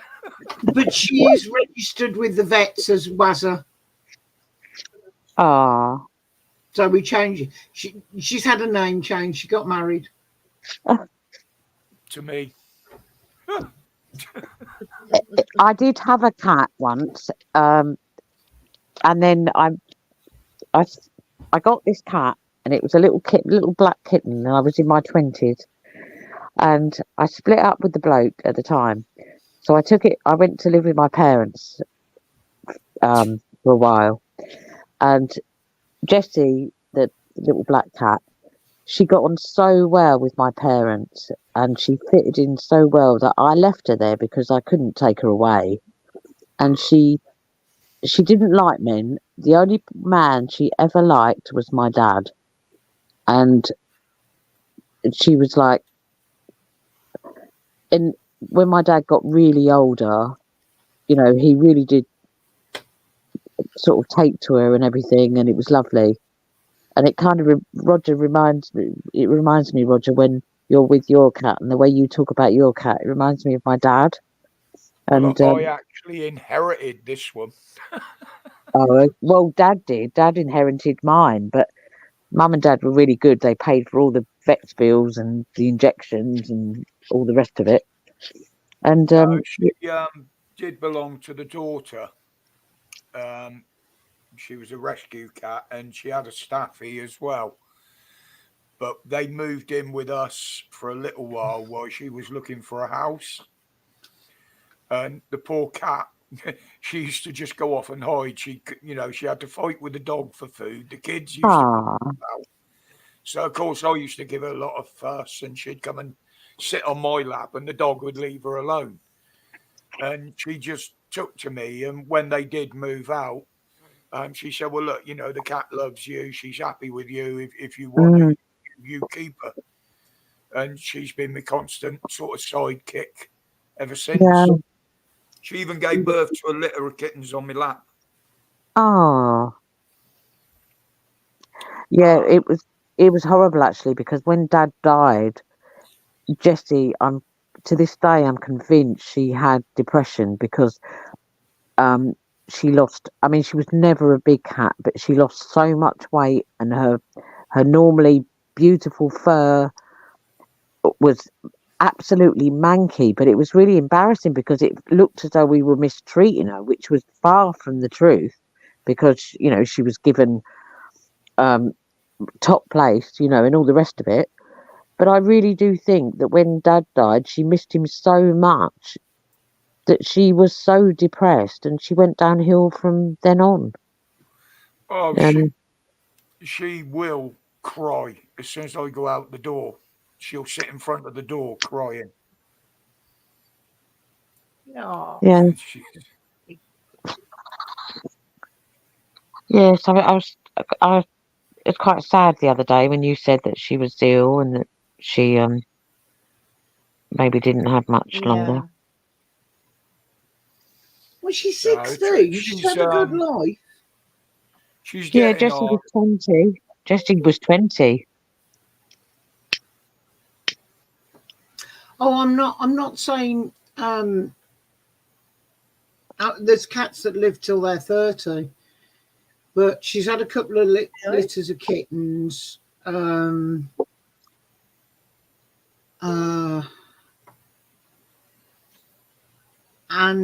she's not wet. She's not fit anymore. She's fat.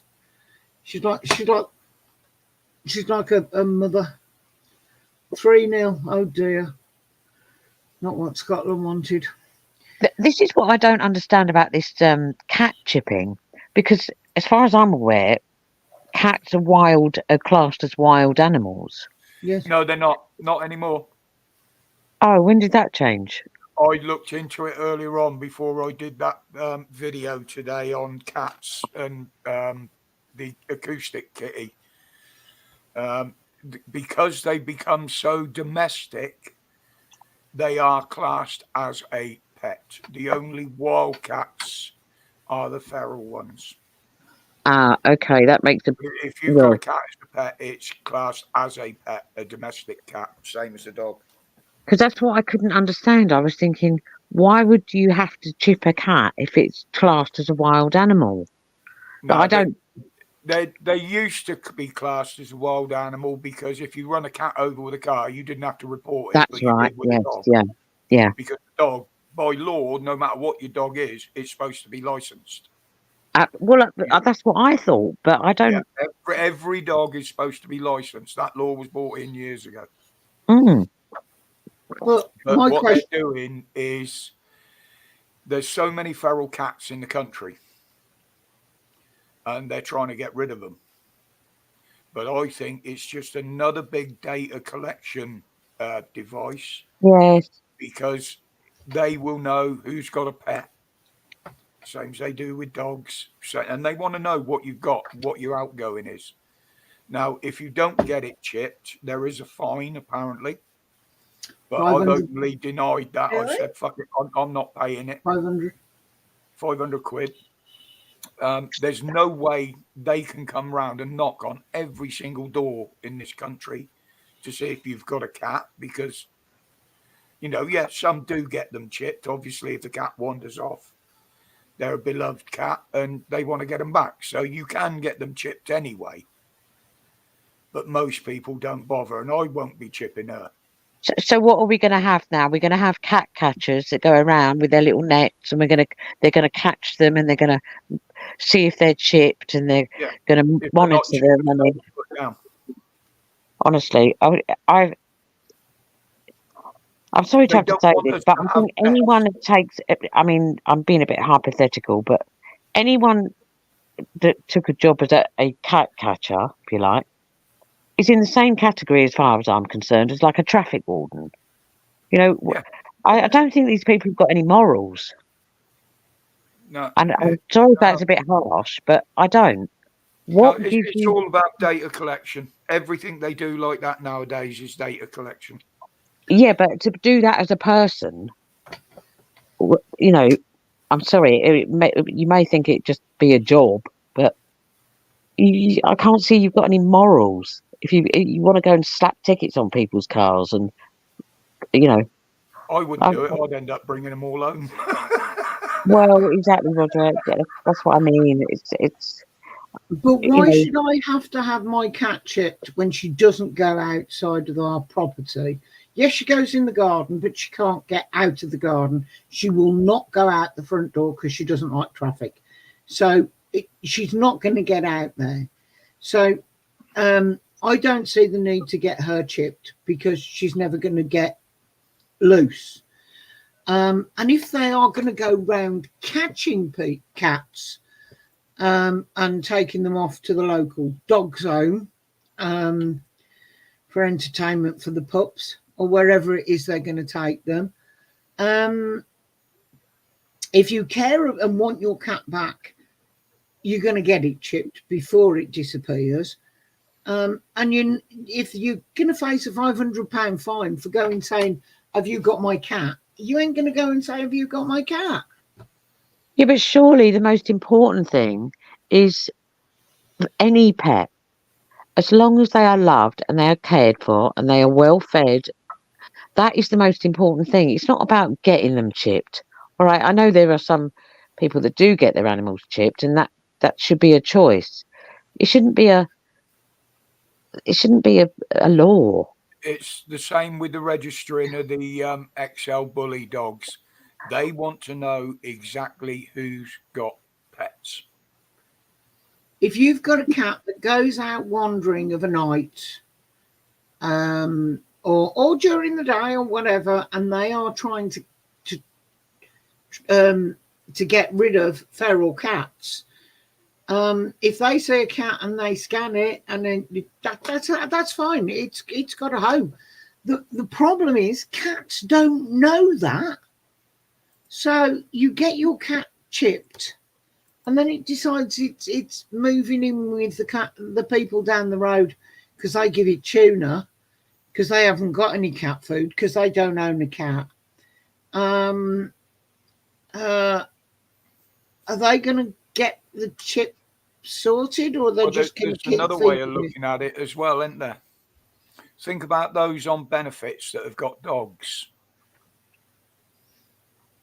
You can actually claim for your dog to feed your dog. Can you? Yes.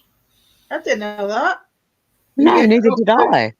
And get dog food and cat food at food bank. You can't get cat food, you can get dog food, darling. That's what I'm saying.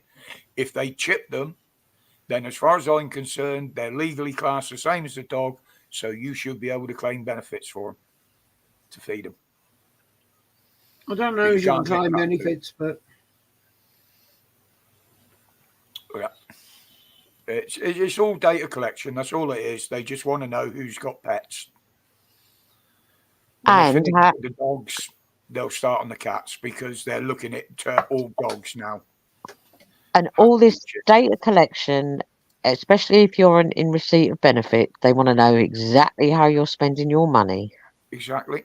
And they will be able to, if it goes cashless, because they'll be able to turn around and say, right, we can cut your money down because you shouldn't have that. Oh, you've been naughty. You're not allowed to buy that.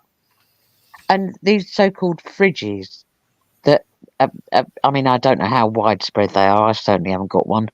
But when the fridge knows that it tells you that you've run low on stuff or something. Again, it's data collection. How much money are you spending on food? Have you, and you're obviously receiving too much money because you're filling your fridge up too much. Yeah, it's all about control. And that's how they'll do it. Once they've got control of your money, they've got complete control of you and your life. Where you go, what you eat, what you drink, everything. They'll have a list there. Same as they've already got a certain amount anyway if you pay by card. Because your bank's got a list. They've got a list of what you spent in certain shops. The shop's got a list on their computer. And you can guarantee all that data is shared for marketing purposes. So that's been going on for years.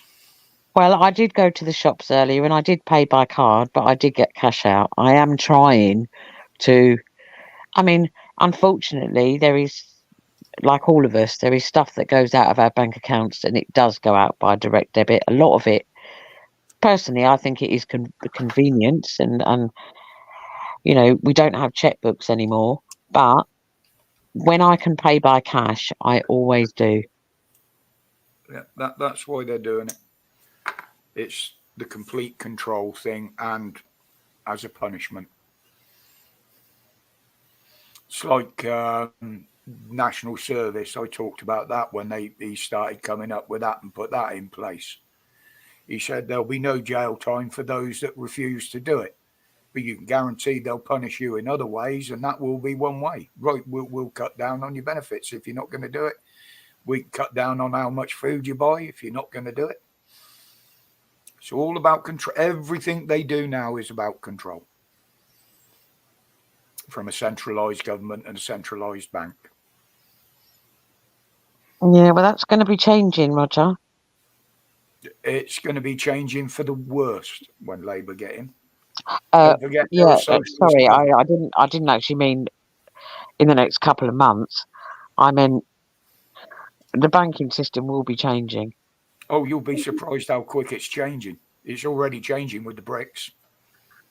But God, honestly, how anybody, I shouldn't really say this because it's a personal choice, but how anyone can think that things are going to be, I'm not saying that the Conservatives are any good, but my God, if anyone thinks it's going to be any better under Labour, it's going to be worse under Labour. Exactly. They must be living under a stone or something. The way I put it is the Conservatives will give us a slow death, but Labour will give us a quick one. They are a socialist party, and they've already started that with their mandates. Well put, Roger. Well put. That's right. I've been saying it for months. Ever since they've started on all this, I've been saying it in all my videos. I actually did watch it on catch up on the ITV debate last night, and there was one point where Angela Rayner, she said something about being, I can't remember word for word, but it was something about being deceitful and not being honest. And I thought, well, that's pretty hypocritical considering there's all that stuff about your council house and everything else. And I thought, you're blaming another party for being dishonest and not being upfront. And all you've done for the last couple of months is have that investigation into your look how much the Tories been investigated into that with Sunak's wife. Oh, well, yes. The SNP. But it's they are so hypocritical. Yes, Moot, the petrodollar is basically gone, mate. It's basically gone. And also the American dollar will be knocked out of circulation on the big contracts as well. Yep. Hello, Heather. Sorry, I just needed to nip to the loo. I thought I'll leave you to it for a minute. That's all right. You're allowed. Thank you. But I mean, at the moment, you got Sunak. Now they know he's going to be out of power in July. Yet today he stood in Italy, or yesterday, and still promised the Ukraine 272 million in support. Now he's an outgoing PM promising that. Oh, what? So we want to support the baby farming and the child trafficking, do we? Yep. Did we ever Yep. say that? Did we? I said it yesterday. I said if he wants to support him after he's not PM anymore, then he should support him out of his own pocket, not the country's. True. Well, True. I think he's got California Dreaming on his record player at the moment. I think. He has, but he hasn't got his green card for America now. He gave that up some time back. Oh, okay. He I don't. was an American citizen. He had a card to say that he was also British citizen. But he gave Okay. it up when the Americans changed their tax laws. So any money he earned, not just the money in America, any money he'd earn, he would have to pay tax on it in America. So he handed in his citizenship. Oh, yeah. I heard. Apparently you still pay tax or something. I'm not really sure, but I get what you're saying, Roger. He Yeah. only pays tax on what he earns over there at the moment because he's not a citizen, same as his missus. But the guy's Hasn't he unbelievable. enrolled- Sorry, Jenny. Hasn't he enrolled his daughter into a college or university in California? They can do that. I believe there is talk that he has. If he does, then he can pay that and he won't pay any tax on that because he'll be paying it from here and it's money into the state in America. So they'll be making money off him. But what he might have to do is if he's paying her money while she's living over there, which obviously he will, then she will have to pay tax in America on that. This all started. Sorry, babe, I'm taking over again, aren't I? No. It goes back to the 50s, and it started with the Grand Prix drivers, believe it or not. Now, the Grand Prix drivers race all around the world. England was the only country that said they'll have to pay tax on their earnings in this country. So that's why a lot of Grand Prix drivers now live out of this country because they'll only pay tax on the money they earn on the Grand Prix in this country. All the British drivers live abroad. Oh, There you go. God. Now you see how deep I research things. Yes. Yeah, there's not a lot that goes on around that sort of thing that I don't know about.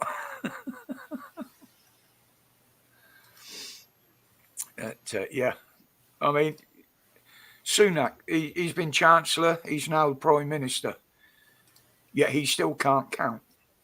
He still thinks when a number goes up, it's smaller than it was before. Well, I don't actually think he's actually grown up. I mean, there's that clip, I'm sure we've all seen it, when he was a young person and he was sitting there with his family and he said, I can't remember what it was. And he said something about, oh, yes, we do know working class people or something. I mean, who refers to people as... He Oh, doesn't even know how to speak. I know. Do you know what? I reckon she walks all over him. I mean, he's a right idiot. He's pathetic. I mean, he looks pathetic. He does seem a little naive, doesn't he? Very naive. That's putting it very nicely, Jenny. Yeah, and anybody that turns around and says his mother was a pharmacist and his father was a GP and they had a very hard upbringing, wrong. Yeah, right. No sky, Craig. remember? No sky. And Starmer's the same. Oh, my father was a toolmaker. His mother was a nurse. So he didn't have that bad of an upbringing because both his parents were working full time. And his father actually ended up owning the engineering factory where he was the head toolmaker. Yeah, well, I think he needs to shut up about that because obviously it's now a standing joke that he made a tool. Yeah. You know, I mean, why keep harping on about it? My father's a toolmaker. Oh, well, I had a father. He worked 48 years. He worked 48 years in the NHS. You know, big deal. We've all had parents that have worked hard. It's not going to make it. It's not going to make you look any better, Mr. Starmer. No. And it's things like this. Yeah, wasn't he upset on something? It was that debate Sorry, the wasn't other he night. upset about something that yeah, people Yes. were laughing because he said that his dad was a toolmaker and he thought they were being personal. But they were just laughing because he keeps on saying that. Yeah. Well, This is how sorry, they Rebecca. don't know how to speak to people. I mean, Sunak in a homeless centre feeding the homeless, asking them what work they do. That was absolute. I don't know whether to call it classic or embarrassing or cringeful or really. You go into a homeless shelter and you ask them what work they do. I mean, Yeah. that. Can you imagine what that guy's like when he's not on camera? Can you imagine then- what he's like at home? When he was down Jen's part of the world the other day talking to the football supporters, I suppose you'll be following the football. You know, he says he follows it, but he didn't even know Wales didn't qualify. Oh my God. I mean, he's an idiot. Yeah, I think I saw Absolute something about idiot. that. But wasn't it back in around lockdown time? Oh, hello. You've got feedback there. Yeah, I know. Is it me? You? What? Where? I think it was Dunno. Lizzie. Go on. It was Still there? Lizzie's that was flashing. Oh, sorry. Didn't he say something about, oh yeah, I'll take the kids to McDonald's and get them this, that, and the other, and they hadn't done it for 2 years? Yeah. Well, the last before he was even PM filling up the car in the petrol station. It wasn't even his car. It belonged to one of the girls that worked in the bloody garage where he was filling it up. It was just a stunt. It's no, they're just a You couldn't joke. make it up, could you? You couldn't make it up. No, Not him. it's, and the thing is, they make themselves look an idiot. We don't need to do it for them. They make themselves look an idiot. I mean, he's there today at this G7 thing in Italy, hobnobbing with the Pope. Now, all the world leaders have given their speeches, inaugural speeches when they get there. They're all talking about what they're going to do for the world, what they want to do. He's up there bloody plugging for the fact that he wants to win the election here. He's still campaigning at the G7. Oh, please. Oh, it is. I said yesterday in the video, it's one of the funniest comedy series that's going. It's a shame it's going to end in July. But you know, I don't know who's worse, Sunak or Biden. I mean, Biden's just a mashed potato. no, I'm not. You know, everybody gets old. I'm sure we've all had experience of dementia. I'm not, but I'm really sorry, but I don't think if that man is that seriously ill, that he should be in that position. I mean, if he was in He should any have been there at the normal, beginning. well, I agree, exactly, Jenny. But if he was in any normal job, like you know, your 9 to 5 or whatever, there would have been some discussion about him, you know, maybe cutting his hours or even giving up the job. But or getting in a padded room somewhere. Yeah, I but just don't. puppet at the end of the day. I mean, Sorry, he can't Jenny? even read the Manipulate. auto cue. Well, He's easy to I saw a manipulate. pic- He's a puppet. well, they're all He is. puppets. They're all puppets. But there was I saw something yeah. today where He's a puppet that cannot answer back. This is why they don't want Trump back in, because they know they can't control him. absolutely. But I mean, he will get back in. I sincerely believe that. It depends on how Yeah. well they play it. You know what the American elections are like. It's all con and flannel, and Yeah, well, it's the same as they're ours. still finding votes dumped now from the last election.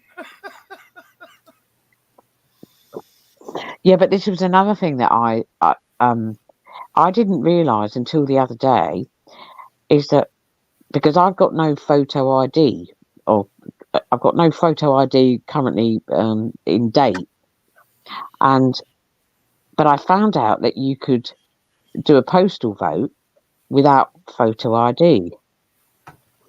But you can still use a passport even if it's out of date, as long as it's got your picture and your signature on it. You can apply for a card if you haven't got any photo ID. You apply to the council, you show them a certain amount of proof or whatever it is, and they will provide you with ID that you can vote with. right, well, I didn't know that, Roger, because that's not what the government website says. But what I did realise was that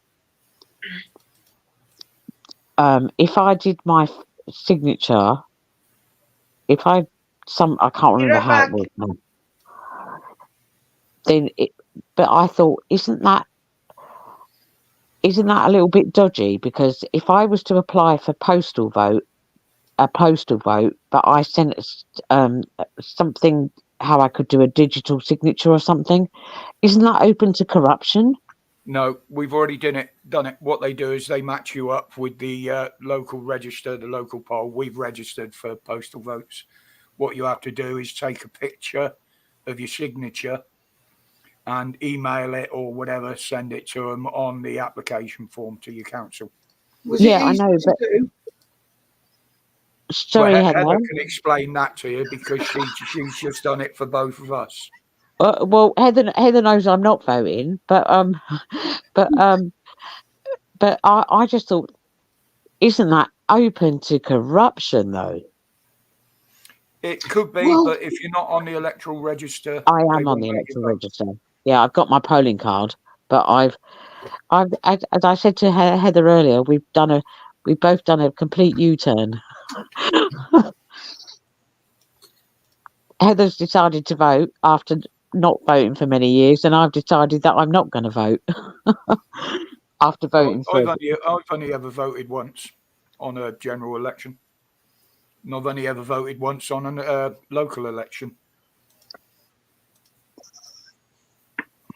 But like I say, it's no point not voting, because someone's always going to win. If nobody voted and just the actual parties voted, it's who's got the most number of members will get in, and whoever's voted in by whoever, that automatically in law gives that government lawful right to act on your behalf without consulting you. Yes, but also, Roger, which I found out the other day, is if you put that X in the box, again, with data collection and all the rest of it, you are consenting to be governed. Yes.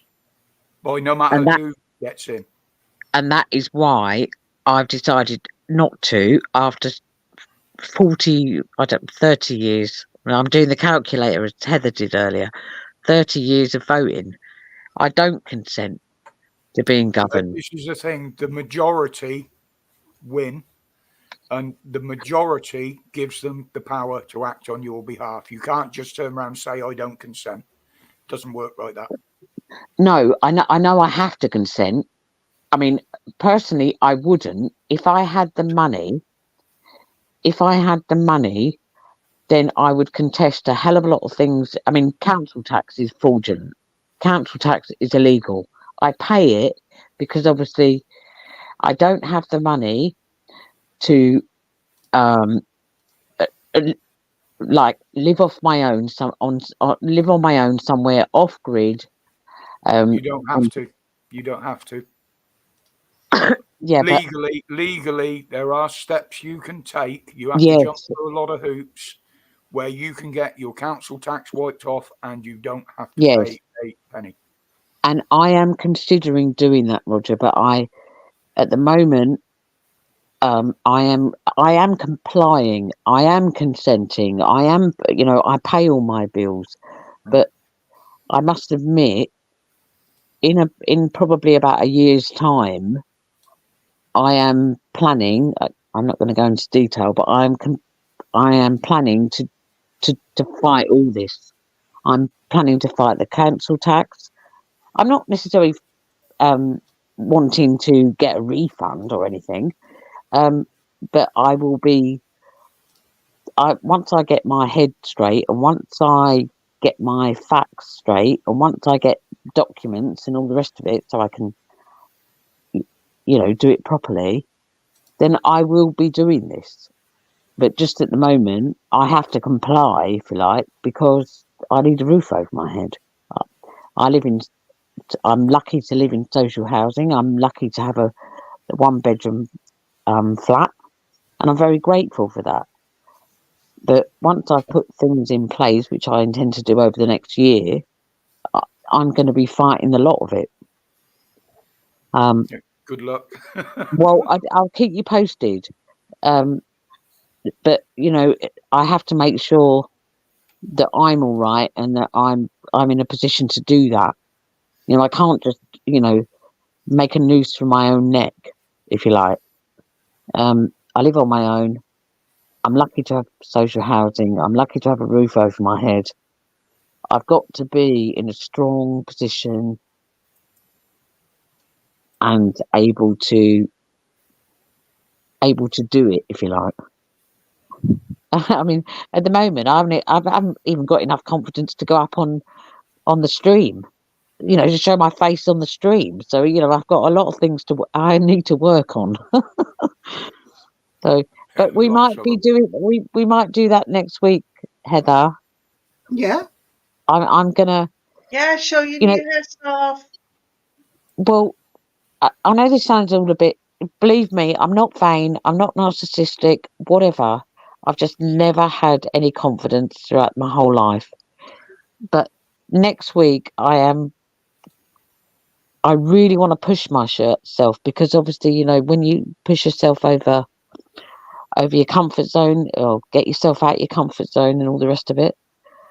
And I don't like photos done, and I hate all that. I don't do selfies, but next week I may do it. But all I ask is just please be kind. You can laugh later on, but just please be kind. Anyway, I'll shut up now. Right, sorry, I'm done. Why would we laugh? Why would we laugh, darling? You're going to look absolutely stunning with your new hairdo. No, I'm not stunning. I'm not gorgeous. But just laugh later on.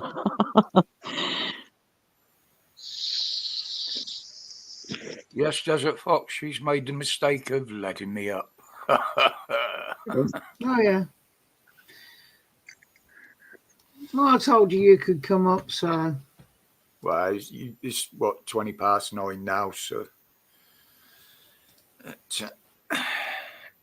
But I know the moment I let you up, that's it. I'm screwed.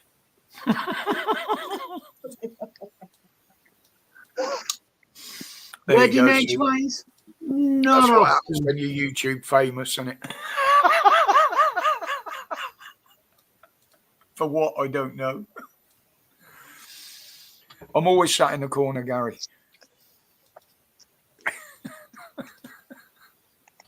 Are you like that baby in the corner, Roger? No, I hurt if I move No, out. I'm sorry, I was being a bit sarcastic. It's like Dirty Dancing. Nobody See, there's me in my corner. Nobody puts baby in the corner. He does. Oh, oh dear. He does and tells me to shut up. Well, yeah. Obviously. Stop being grumpy. Yeah, right. That's never going to happen. No, you love me anyway. Do I?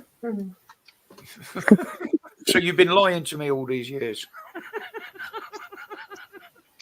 I don't know, but something's got me. It has. Yeah, Well, it ain't my body anymore, is it? bloody midge. Oh dear, he's off.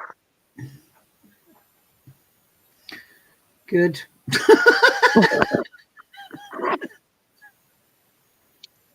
So Mrs. W, I know you're going on holiday. Sorry, Heather, I know you're going on holiday very Yeah. soon.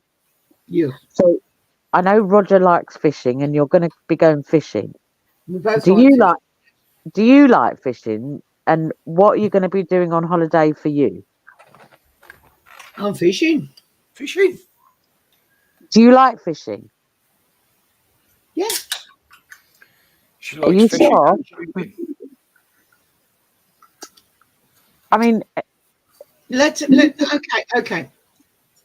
It's this country. So if it's crap weather, it's crap weather. And if it's too hot, believe you me, it's too hot because there's no shade. But if it's a nice, comfortable 20, 22 degrees, somewhere around about there, pleasant day, not a hoolie of a wind, I will be sat either in a deck chair or on one of the benches on the prom. Glass of wine somewhere close at hand. A bag of sandwiches made with local ham or cheese on proper bread. oh, lovely. From the bakery. Might even treat us both to some cake because they do some really nice cakes in there as well. Because this is what I do when I get up there. I'll go to the local shops and I buy local produce, and it's proper. Yeah, The ham is carved off the bone. The can't bread beat that. Can't beat fresh that. daily. If it was yesterday's bread, it's half price in a bag. You can buy yesterday's bread cheap. And It's we got to go to the Stroppy Cow. it's that sort of bakery. I go to the Moon Cow and get my fresh milk from the cows that live in the field next door. You got to And look yeah, I'll make for food and things and little parcels. And I absolutely love sitting there for hours on end, watching the tide come in and go back out again, and hoping that something decides to bite, and I get to catch a fish. I totally agree with sitting by the sea. I love watching the sea come in, go in and out. When I lived at Par about 20 years ago, when I worked at Par Docks, I lived about 5 minutes away from work, and I was living with a guy who I know to this day. And I got engaged to him once. You want to know the time I got engaged, but and he wasn't very well. But I used to pick him up as soon as I got back from work, and we used to drive down to Par Beach, and absolutely, I can sit on the beach, and I don't mean beach as in Malaga or Benidorm or Ibiza or something. I mean, I can sit on the beach and I just can sit there listening to the waves, and That'd do me. I'm easily pleased. That's it, exactly. The fact that there's a rod in the water. Have you got? Sorry, darling. Liz, have you got another device going there? Because you've got No, I haven't. And the other, I'll sit up because I've only got a phone, Roger. I haven't got a laptop yet. And every time Mrs. W speaks, it's like I'm speaking. Yeah. So I can assure you, I've got no laptop, I've got no home phone, I've only got my mobile, which I've got now. It's But not it's doing like it. you came up. Is it really echoing? Yeah. Well, do you want me to go then? Because I'm really sorry. I don't know what's causing this because I'm not techno-minded and I've only got one mobile phone. I've got no Well, other. don't. Right, I've muted your mic. Don't go anywhere for the moment. You can't talk at the moment, but it means we haven't got the feedback. And then when I've finished, I'll unmute you. It's beautiful where we go. The beaches are what they are. They're British beaches, but I will sit there for hours on end by the sea. As long as as I say, it's not piddling down with rain or blowing too much of a hoolie. And if I catch, I catch. But it's about being at the sea, having a rest, being with Roger, because as he says, it's not what you catch, it's who you fish with. And yet we have a lovely time together, and it's wonderful. So we've sat there and watched the tide go out and come back in again, haven't we? Oh yeah. Well, we've said we're going to sit with slightly different place to last year because we hardly caught anything last year. But with that, I'm going to unmute you. I don't know what the issue is, hon, but there you go. I'll go out and come in again. I was going to say, what you want to do is restart your phone. There's okay. There's going on there now as well. All right, I'll try that. Okay. Okay then. Sorry that I'm causing this technical problem. I really don't know why. Okay. It's fine. It's fine before. Yeah, I can't fathom that. But there again, I don't use a phone on the internet like that, do I? So. But it shouldn't do that. It should not do that. No. At the end of the day. It shouldn't do. It's but like we've had it with Dan on his streams. I've had it once or twice on mine as well. Yeah. It's it might be StreamYard, it could be YouTube, it could be anything really. But oh hello, more alerts coming in there. Mm-hmm. Oh, there she's got. I was just about to bring you back up. Oh hello, what? Hey, what? So I've got some other alerts coming in. Okay, that's one I looked at earlier. Oh. So even my computer's going do-dally on certain things.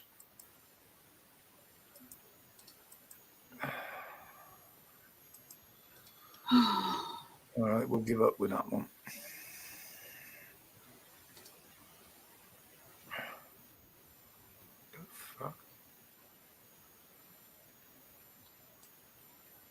So I've been arguing with the fact checkers again on Facebook. You always argue with the fact checkers on Facebook. Oh, I love it. Ever since I made up the fact checker banner, the same as theirs, I love it. I go, no, just give them shit. I told one to fuck off earlier on. Why does that not surprise me? Oh dear. You moaned at the one for not fact checking in English. Well, I'm really surprised that I haven't ended up in Facebook jail since I've been on there, because some of the stuff I put on there and copied, other people have been putting it for putting exactly the same as me.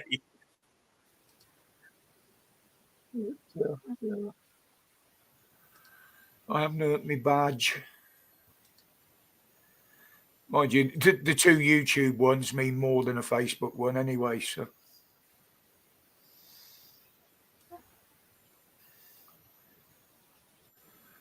There's not a lot on there at the moment. It's going round in circles. I haven't checked on the football score lately either. Not that I'm bugging interested. They put up 3-0 a while ago. 4-0 to Germany. 4-0 so far. Oh dear.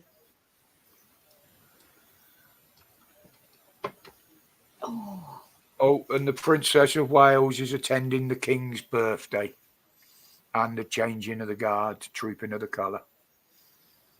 so she's not dead then? Yeah, she said a treatment, the chemo's ongoing.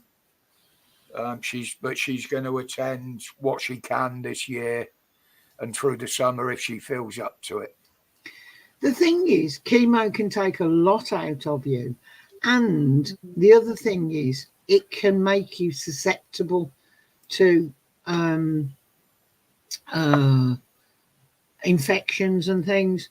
And so the more people you meet, the more likely you are to catch something. So you can totally understand somebody going through those sort of issues. Oh, let's have Lizzie back up. Sorry, love. I missed you in the back. I moved the screen and couldn't see you. Yes, she doesn't want to be out meeting too many people and catching things and well, the immune system is totally buggered, isn't it? With chemo. That's what I mean.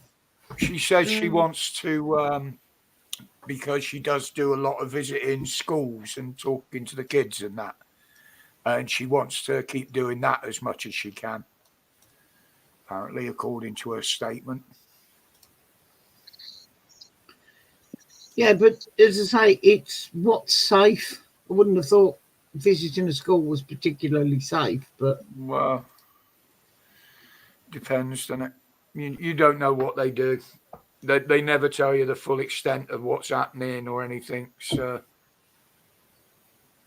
I mean, at the end of the day, the royal family are just a tradition now. They don't have anything to do with actually running the country. So, there you go. But that was what was said earlier on. Heather. Yes. I was wondering. No.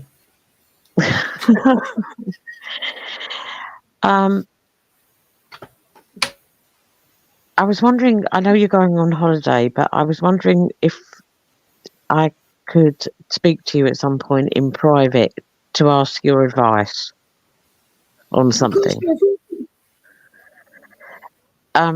It kind of links into Roger's, Roger's, I don't know what you want to call it. When he goes, stay strong, stay safe, and don't. Yeah. I'm doing the hand signals now. Yeah. One finger, one thumb, keep moving. One finger, one thumb, keep moving. But I just wondered if at some point I could speak to you privately about something. About something that is upcoming that affects everyone. Okay. So it's not it's not a personal thing per se. It's to do with everybody. But I would like to get your advice on it. So you've said your sister's coming on Tuesday. Yes. I presume you'd like this conversation to happen before then. Well, if yes. possible. It's something that it's something that my sister knows about, but I'd probably prefer it if she wasn't in the room. Right. Monday then. 'Cause I you'll was be going busy to all say weekend. Monday is probably the best bet because over the weekend I'm moving boxes. Oh God, yes, you're moving. Oh my God, the moving. I used to love moving. I used to drive the Luton van. I used to do, and then now the thought of moving is like terrifying. Well, I won't be doing much moving, as I say. I'll be sitting outside guarding. But Yeah, but you're gonna have people in and out to the car all the time, so you won't be able to speak privately anyway. Oh God, yeah. Sorry, I don't want to. is Monday okay for you? Can you Well, do Monday, some time on Monday? I'd be so appreciative if we could talk Monday. And also, Roger, I would love your input in what I'm going to say. But it is something that I need to talk about privately. Well, we can do a voice call on Monday, and I can, if you want to include himself in the conversation, I can throw you on speaker. That's not an issue. Oh, I'd really appreciate that. Thank you. It's just that the only reason I'm asking you is because you're both very intelligent people. You're not you're not sheep, you know, obviously. And sadly, I don't have friends or family that I can discuss it with. No, that's fine. That's fine. You can either, you've got my number, or we can do it. I'll FaceTime. I'll call in terms of I'll pay for the call. That goes without saying. You don't even have to do that. You just go on Facebook Messenger and do a call on there. Don't cost you nothing then. Oh well, whatever way, it's not going to cost you anything. But No. We get free calls anyway. But what I was going to say was, if you Facebook call, FaceTime, however you want to call it, Roger, while I'm there, if there's nothing you want to say to me specifically, we can do it that way, and it ends up like we do with the live with me in the background. Well, because I've got nothing on and it's boring and my life is boring. You're naked. Could you? Sorry. You said you've got nothing on. You're naked. No, no, there's no point. But could you let me know when you're free, and then I'll call you? No, but I mean at the time. I mean I do bugger all day, all night. Monday the 17th, absolutely bugger all in the diary, dear. I've got absolutely bugger all in the diary, yes. But honestly, I am being serious. On a serious note, I'm being serious. There's absolutely. I would really like your advice and your. I mean, it is a very serious subject, but it is something that is affecting all of us. It's not just. It's not a personal thing. There's my week. I've got an appointment then, but Monday's free. You're all right. Okay, well, if you could message me when you're free, and then I'll either ring you or. When I've sat down with a cup of coffee, you mean? Well, yes. Should we say about 1 o'clock ish? Well, that sounds good to me. Right. Thank about you. 1 ish. I will drop you. I'll drop you a text, and you can let us know if we're convenient or not. We'll All go right. through Thank you. it. Thank you so much. And as I say, it's like not. 1 o'clock. It's not a personal thing. It's not personal to do with me. It actually affects everybody. In fact, it affects you, Heather. It affects Roger. It affects Jenny. It's not. No, that's fine. But I just would like to get some other people's opinions on things, and I trust the opinion of you and Roger. You want to voice a thought and you want our opinion. That's absolutely fine. Thank you. 1 o'clock on Monday. Thank It's a you. date. I appreciate that. Thank you so much. If I could talk, if I had members of my family that I could talk to, I mean, obviously I do actually have a family, but we don't have any correspondence. But if you start to get on a bit better with your sister, you never know. Well, no, I was actually talking about wider members of the family. I mean, but I've only got a brother and a sister now. That's all I've got. But So it can also be different when you're the people you have got that you can talk to don't share your opinion.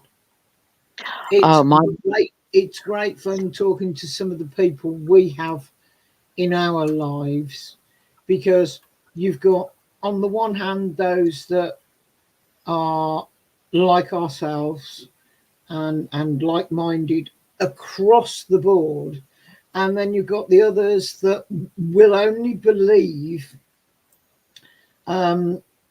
what we are saying if it appears in a paper that they read. yes.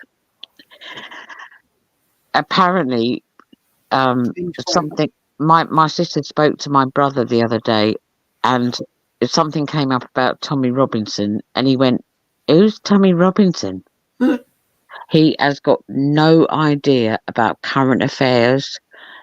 He lives in his own little. I mean, don't get me wrong. The guy works. You know, I'm not knocking him. He does go to work. He's always worked. He used to have a very successful business. Blah de blah de blah. He's owned his own houses. Blah de blah de blah. But my sister said something about Tommy Robinson, and he said, "Who's Tommy Robinson?" He really has got no. I wouldn't even mind betting that he doesn't even realise there's a general election coming up. He is one of those men who has put themselves in a bubble. He's not. I mean, he was married. He had 2 children. But for whatever reason, he's put himself in a bubble.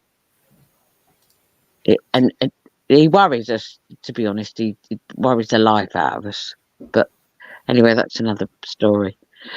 But so I don't have a brother that I can talk to, and I've only got my sister. We don't have any other extended family in any capacity. So that's why I appreciate. If it wasn't for the likes of Dan getting us into all of this, and Roger getting into YouTube the way he has, I wouldn't know who Tommy Robinson is. And that in itself isn't a big issue. No, it's not. As far as I'm concerned, that isn't a big issue, because looking through those famous people when we were looking at birthdays, I don't know them, but he might go, "Oh yes, I know that person," because he's into the sort of thing that their music. But I'm not. I'm too old. I'm not into that. So I suppose I shouldn't have used that as an example. I just meant he's not even into current affairs. You'll probably find he just doesn't talk about it the same way as we do, because you need a sounding board. You need a reason to talk about it. And I mean, I said I wasn't going to do politics, and yet look at me at the start of this one. I was a bit surprised at that.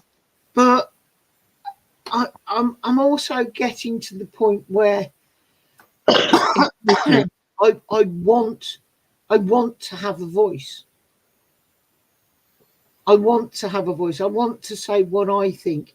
may be a total bag of shit. I may be totally wrong, but I love you too.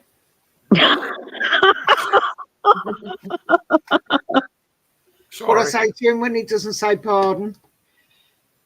I may be totally wrong, but I think there's some people out there with some bloody good ideas, and what we need is a great big melting pot, and we need four corners of the house with everybody having a few seats and talking about what's the best for the country, not what makes them the most money, not what suits them, but what we need and how they're going to sort it.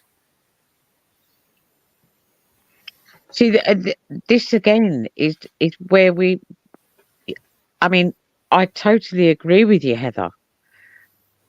But this is where me and you have gone a bit the opposite way.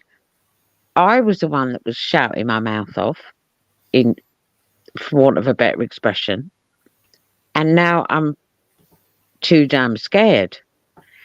And you're sitting there with a fantastic confidence and going on YouTube and sitting there and saying how you feel, and I tip my hat to you.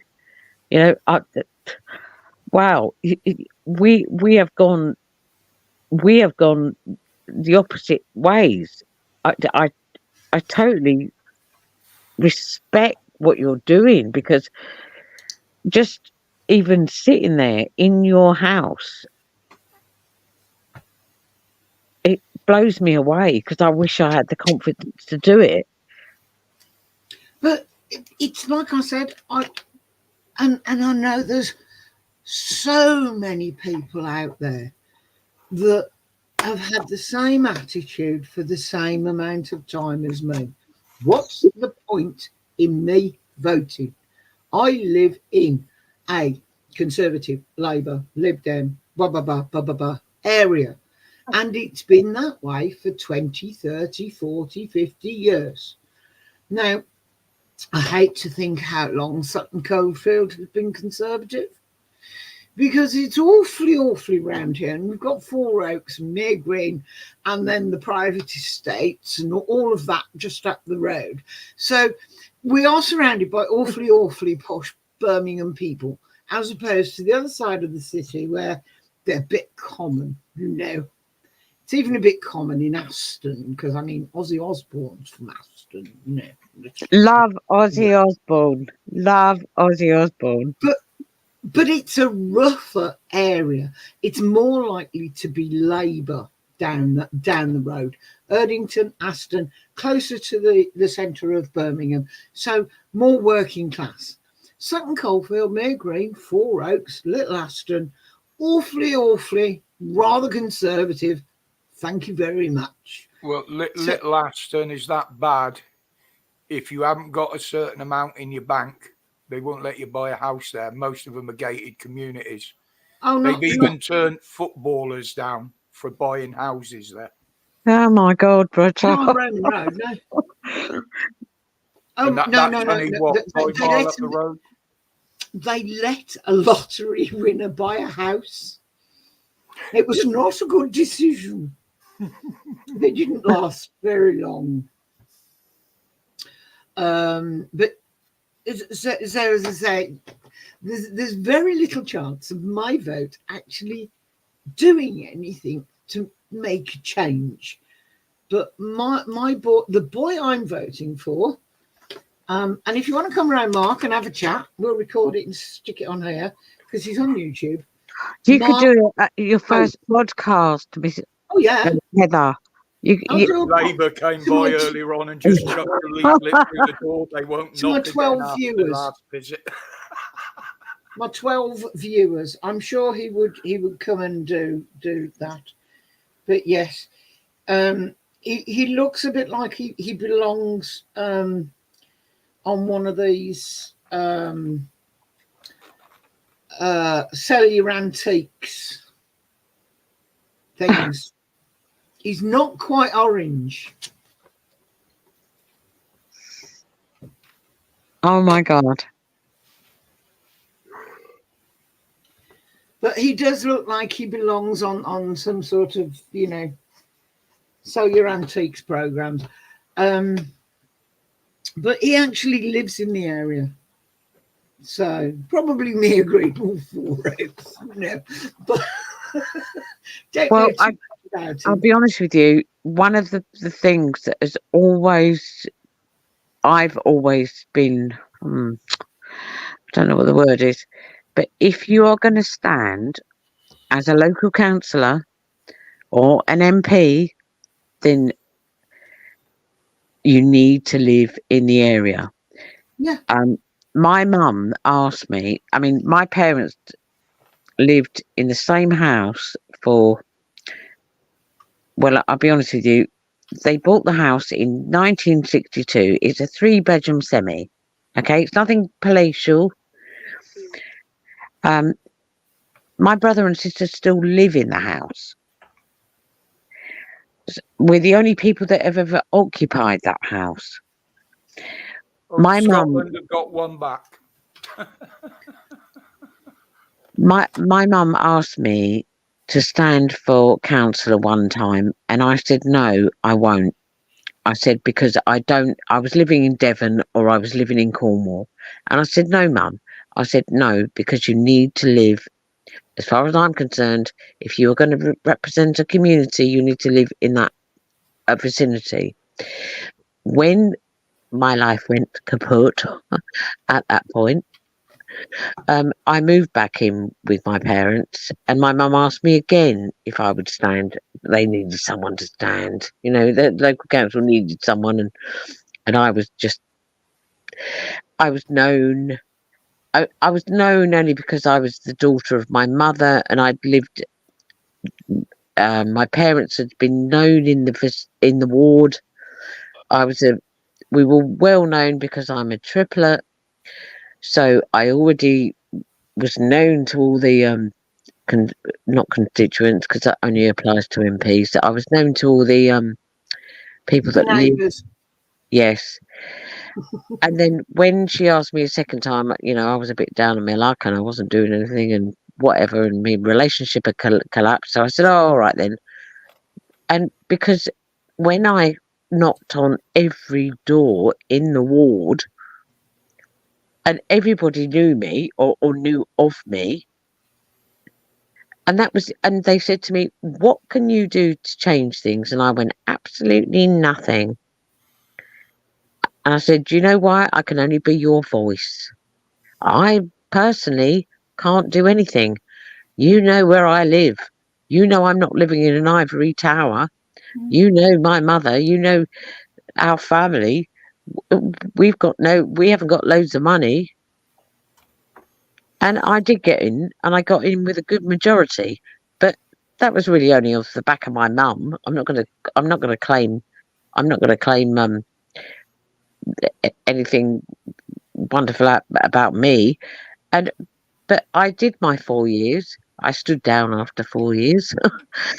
But I tell you what, it was a damn good experience, and it was a damn good insight into a hell of a lot of things, and I don't regret it. My politics might have changed, but and again, I grew up in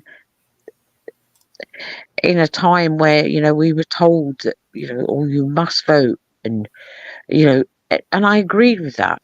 There are places in the world where you line up at the polling station and you're shot at. Women fought long enough to get the vote, and I've always thought that. But I am so disillusioned, and the only reason I can say this, because I was too damn scared to say it while my mother was alive, and she was a very formidable woman. And I love, don't get me wrong, I love her to bits, but my God, I probably couldn't do what I wanted to because I had to be very scared. I was very scared. I love my mum very much, but she was a very formidable woman, and there was a lot of people that were scared of her. She was only 4'11", but my God. Well, Holly knows they're the worst. Well, Sorry, people. Sorry about my rant, people. I Jen's got a only bit, little as well, so it doesn't. You don't have to be 6'5" to pack a punch. no, no, and it's about personality as well. I couldn't fight my way out of a wet paper bag, but I can come across as very intimidating. Do you know what, Heather? My mum told me. She said to me, "You scare men off." I always remember saying it, and my mum and dad were like married for 60 odd years. You know, they were together forever. And my mother said, I never really spoke to my mum about this, but she said to me, "You scare men off." I mean, I personally think I'll scare everyone off, but for my mum to say that to me, and remember, we're talking back in the 70s, back in the 80s, you know, or parents weren't the same then. It wasn't like now where they've all got to be mates, you know, and they've all got to be, you know. Back in my day, if your parents told you no, the answer was no. You know, you didn't question it. Yeah. And you didn't. There wasn't a conversation about finances or the day-to-day living. You were the children.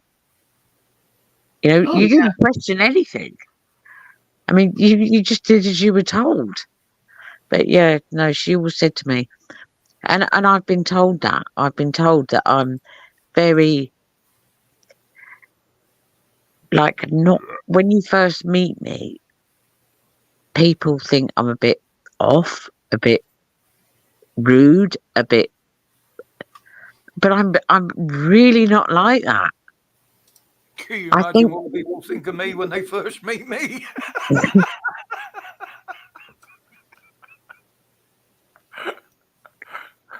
Roger, I know this might sound a bit funny, and I don't mean to sound. This is meant in a compliment, Roger, but you actually remind me of my dad. Right now, there's not much. Look, I don't mean that on a I don't. I mean your personality, your demeanour. You actually remind me of my dad, and please take that as a compliment. A lot of people have said that.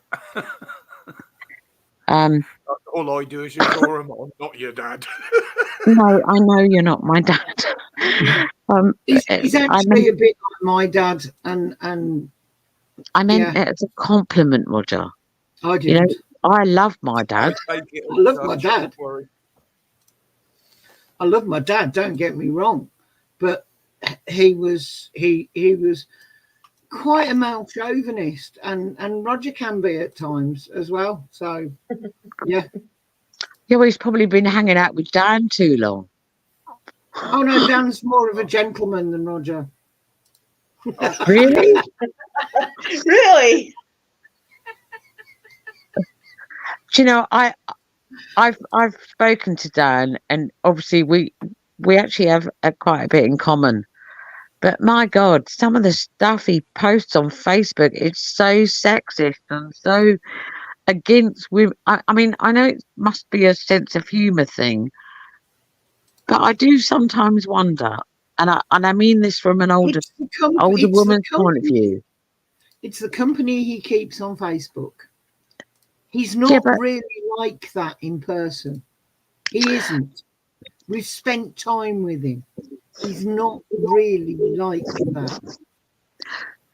Because sometimes I think, you know, I know, Dan, I know you want a lady in your life, but if you're going to be posting that on Facebook, you're not going to be attracting the sort of woman that you want. Oh, do you understand what I mean? His own stupid fault. Sorry? That's his own stupid fault. If he's going to show himself up to look like a complete and utter misogynistic, and the list will go on and on and on. He's cutting his own throat, isn't he? Well, he's not portraying the man that he really is. because anyone that would like say if I mean I'm being very hypothetical here, but say at the end of the day, I think he is averse to actually going out with anybody that's a friend on Facebook or through YouTube. He wants to meet somebody that's totally unconnected, and then for them to get to know what his sense of humour is like on Facebook afterwards. Because you can go, yeah, it's just him having a laugh with the boys, and it means nothing. And that's what I do, because I've met him and I know him, and I go, he's a fool to himself, but it's just him having a laugh with the boys. And it's somebody else who encourages him. Most of my friends down in Cornwall were women. When I was living in Bristol, even though I was living with someone, my best mate was a woman. Oh, absolutely. And sometimes, Roger, I agree with you. Our best mates can be the opposite sex. Yeah. I don't get on well with women. Never have. Same. Women are silly bitches. Are you keeping an eye on the time, bud? Yes, I know the time. Okay. And I will say that I do like you, Heather, and I do like you, Jenny. Oh, don't get me wrong. You as well. You girls and Holly and everybody I've met through YouTube is like-minded, and I get on with girlies that are like-minded. What I don't do is I need to go and get some new curling irons. The ones I've got cost me £300 and they won't get the kink right. I don't do fatty girls. The ones that are annoying me are the ones you see on Facebook and YouTube. 40-year-old plus, got half a dozen bloody kids, and then they're moaning, oh yeah, I want a bloke who's got a car, he's got to earn a certain amount of money, he's got to have a car big enough to put all my kids in, pay me bills. Well, they're the sort of women that ain't going to find a bloke. Well, the silly tart that I ended up putting myself in hospital over at where I worked, that was being inappropriate with one of the bosses,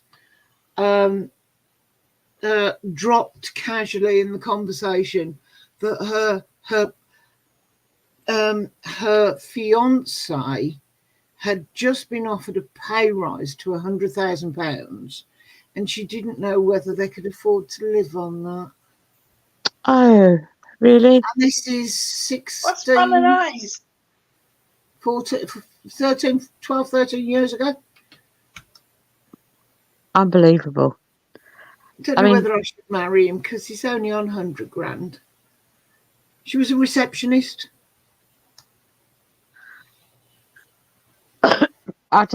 Excuse me, I'm sorry, I don't know what to say to that. And I think that's why obviously people could argue. It could be argued that I've got a shit personality. It could be argued that I'm as ugly as hell. But to be honest, I've always paid my own way. I've always paid my rent, my bills.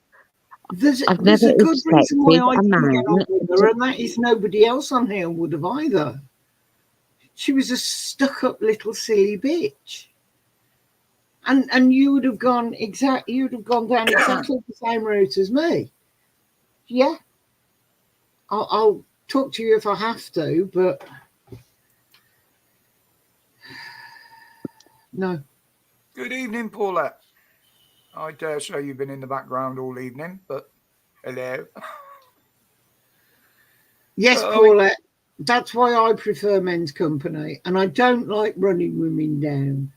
But it's the reason I don't like women, because, or some women, because they are either running other women down or trying to belittle you or make you feel small. Or, because I'd not long got together with him, and he was working at the hospital mowing lawns, and her husband, her fella's just been offered 100 grand. Oh, shut up, you silly bitch. I'm with him because I love him. I don't care what his salary is. And what he did at the hospital was worth far more than what her fella did. And I know damn well they won't be together. No, Well- some women want material things, possessions, and they want everything they ask for. And in today's climate and today's world, even for the last 10 years, that is not the way you should be in a relationship. Well, Yeah, not only, I used to have women that used to come after me because I always had big, posh, fast cars. And they said, oh, he must have some money if he's running around in a bloody great American car, this, that, and the other. I said, no, the reason I've got cars like that is because I'm bloody single and I can afford them. I haven't got a woman to pay for. can we just agree that we're all a certain age, that we've lived life, we've in our own different circumstances, we've had this or we've had that or we've had the other, but we've got to an age where we understand what friendship is all about. If nothing else, we've learned what we want from a friend and what we want from other people, and it's not about all right, I'm sorry to have to say this because it's my pet hate, but it's not about being a TikTok star. It's not being having this, having it deep down. It's how you are as a person. Being YouTube famous. Could be YouTube famous. Well, I'll give you an example of that, Lizzie. Now, as you know, I don't talk to my brother. Well, I don't talk to any of my family. Now, he's a very rich man, and I mean a very rich man. Heather knows how much he's got. She's seen his houses and stuff like that. Now, he got divorced, and he's remarried since then. Now, his wedding, he had it Blenheim Palace. Oh, wow. We were up in Blenheim Palace for his wedding. Now, a lot of people, including my own sister and my mother, didn't like the girl he married. They called her a gold digger. Now, this is a woman that earned her own wage, had her own business. She used to pay herself 60 odd grand a year. Now, through their relationship, they're still together. She bought him an Audi R8 V12 as a birthday present. He paid for a honeymoon in Florida or wherever it was they went as a present out of her pocket, not out of his money. And she does buy things like that for him out of her own money. Now, to me, that is far from a gold digger. But that's what she got labelled because she went with my brother and married him.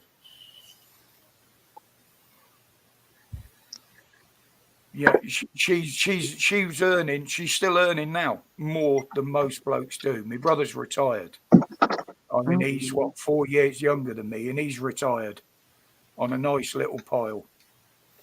And he's still got plenty coming in from various businesses and investments. But she still works. She doesn't have to, but she does. And I won't knock her for that. She's brought 3 kids up on her own. Was it 3? No, 2, I think it is. But she's a granny now. Well, yeah.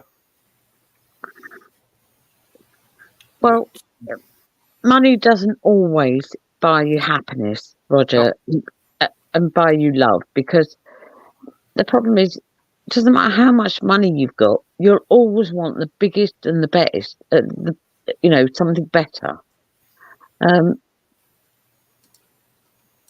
You have to learn the simple things. It's like something do you remember when we talked about the fishing earlier? And I was saying about sitting at the beach and listening to the waves roll in. Well, you can't put a price on that. You know, if you're one of those people that think that, not you, Roger, but if you're one of those people that think that money is always going to buy you happiness, then you're never going to be happy, because you're always going to want the next one up and the next model and whatever it is.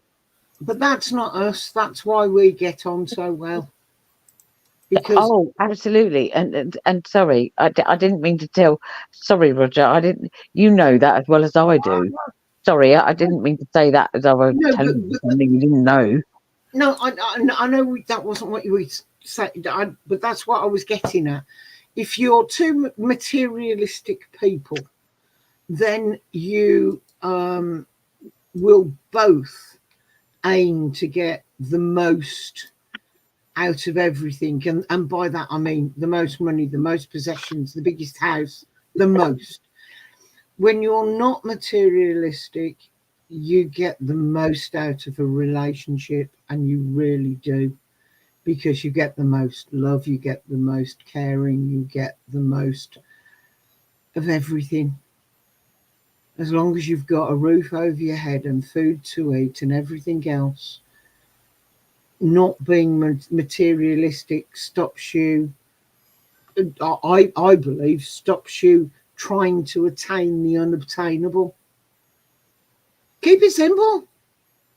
Well, I've been in the situation when I got divorced.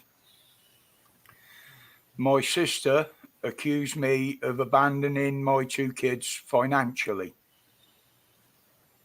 Now, she accused me of that simply because she doesn't know anything about my life.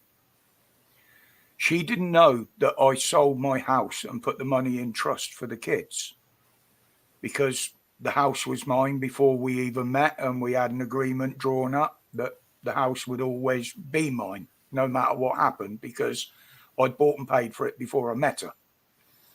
So now I got accused of not supporting the kids. I even had, this is back in the day of the CSA, the Child Support Agency. They turned up on my doorstep one day and said, "Oh, we understand you've never paid any maintenance towards your kids. You owe, going back so many years, 230 quid a month," I think it was. I said, "Well, that's fine. I'll pay your 230 odd quid a month if you give me back the 500 that I've been paying up until now every month." And they just turned around and said, "Well, we don't know nothing about this." And I said, "No, there's no reason why you should do, and there's no reason why you should knock on my door. Fuck off." Now, I know they were supported right the way through their childhood. And I know for a fact that now that the ex-wife's grandmother died, she owned 4 houses, all of which would be left to her granddaughter and the 2 kids. Yet they accuse me of not looking after them financially. I sent them birthday cards with money in, even though they got extra on their birthdays at Christmas, out the allowance and the money I put away for them from the sale of the house. But I stopped sending them cards, and I stopped sending them money, because after 15 years of it, I'd never even had a card saying thank you from them. But there was no guarantee that they even got them. Your money may have gone straight in the bin. There you go. There's no saying what it. Anyway, it's quarter past. This is one of the reasons I don't talk to my family. Anyway, I'll try They again. accuse me of so much without knowing nothing. Anyway, I'll try again. It's 10:15. Yep. I'm up early in the morning. Whatever it has bit me is itching like mad, and I want to put some cream on it. So I'm going to call it a night, folks. It's a little later than I'd planned, but Thank you, Heather. we were all talking. Lizzie, I will speak to you Monday afternoon. Everybody else, have a lovely, lovely weekend. Desert Fox, you're You the as same well. age as me and him. No, he's 6'3", not 63.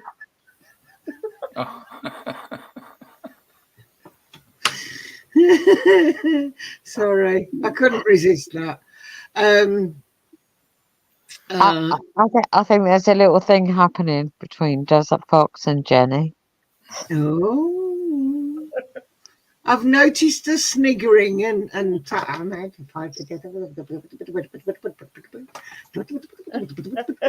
noticed. I'm actually been texting my daughter. No. It's on the screen, dear. You're not 5 inches tall. You're 5 foot. You corrected it. I'm watching. Yeah.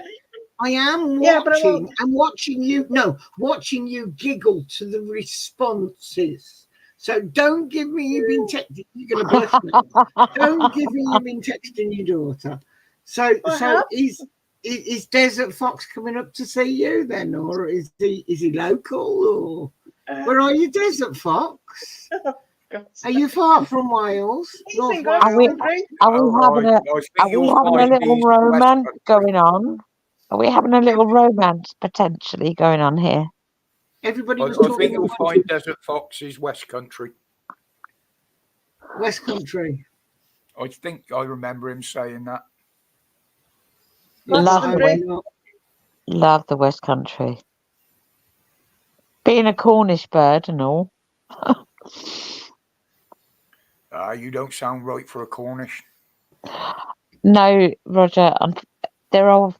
I lived in Cornwall. I say some of my words a bit Cornish, but I was brought up in Essex only because I was adopted, Roger.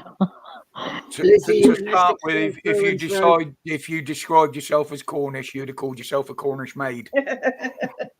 Or a Cornish pisky. I No, was used Cornish to maid. wife. Cornish maid. Cornish maid.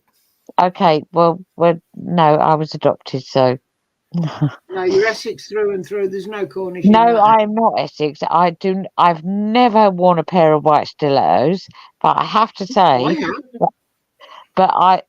I have to say that I dance around my handbag for security reasons, and that's the only thing that I will say. But I love Cornwall. I live there. But no. No, Roger, I don't want to call myself a Cornish maid because, old maid is like what I am. It's a term of endearment in Cornwall. Yes, when you I know. talk to a woman, if you meet a woman, even one that's a friend, you say, "All right, maid." And if it's a bloke, you say, "All right, me handsome." My handsome. Yes, I know. I know, but I don't like being called an old maid because I'm an old maid. No, the maid bit is nothing to do with being old in Cornwall. Yeah, but Glastonbury's not that far from it's to do with old, and it's to do with unmarried, and I don't want to be. I'm being sarcastic, Roger. I'm not taking offence, but like it's an old maid, which is what I am. Well, it's like if you work in certain fields, like accountancy, you don't have customers, you have clients. Yeah. And one of the clients that we had a restaurant. So whenever he came into the office, he called me madam. So he's calling me madam and I'm calling him a client. I don't feel like I'm working in an accountant. I feel like I'm working in a pigging brothel.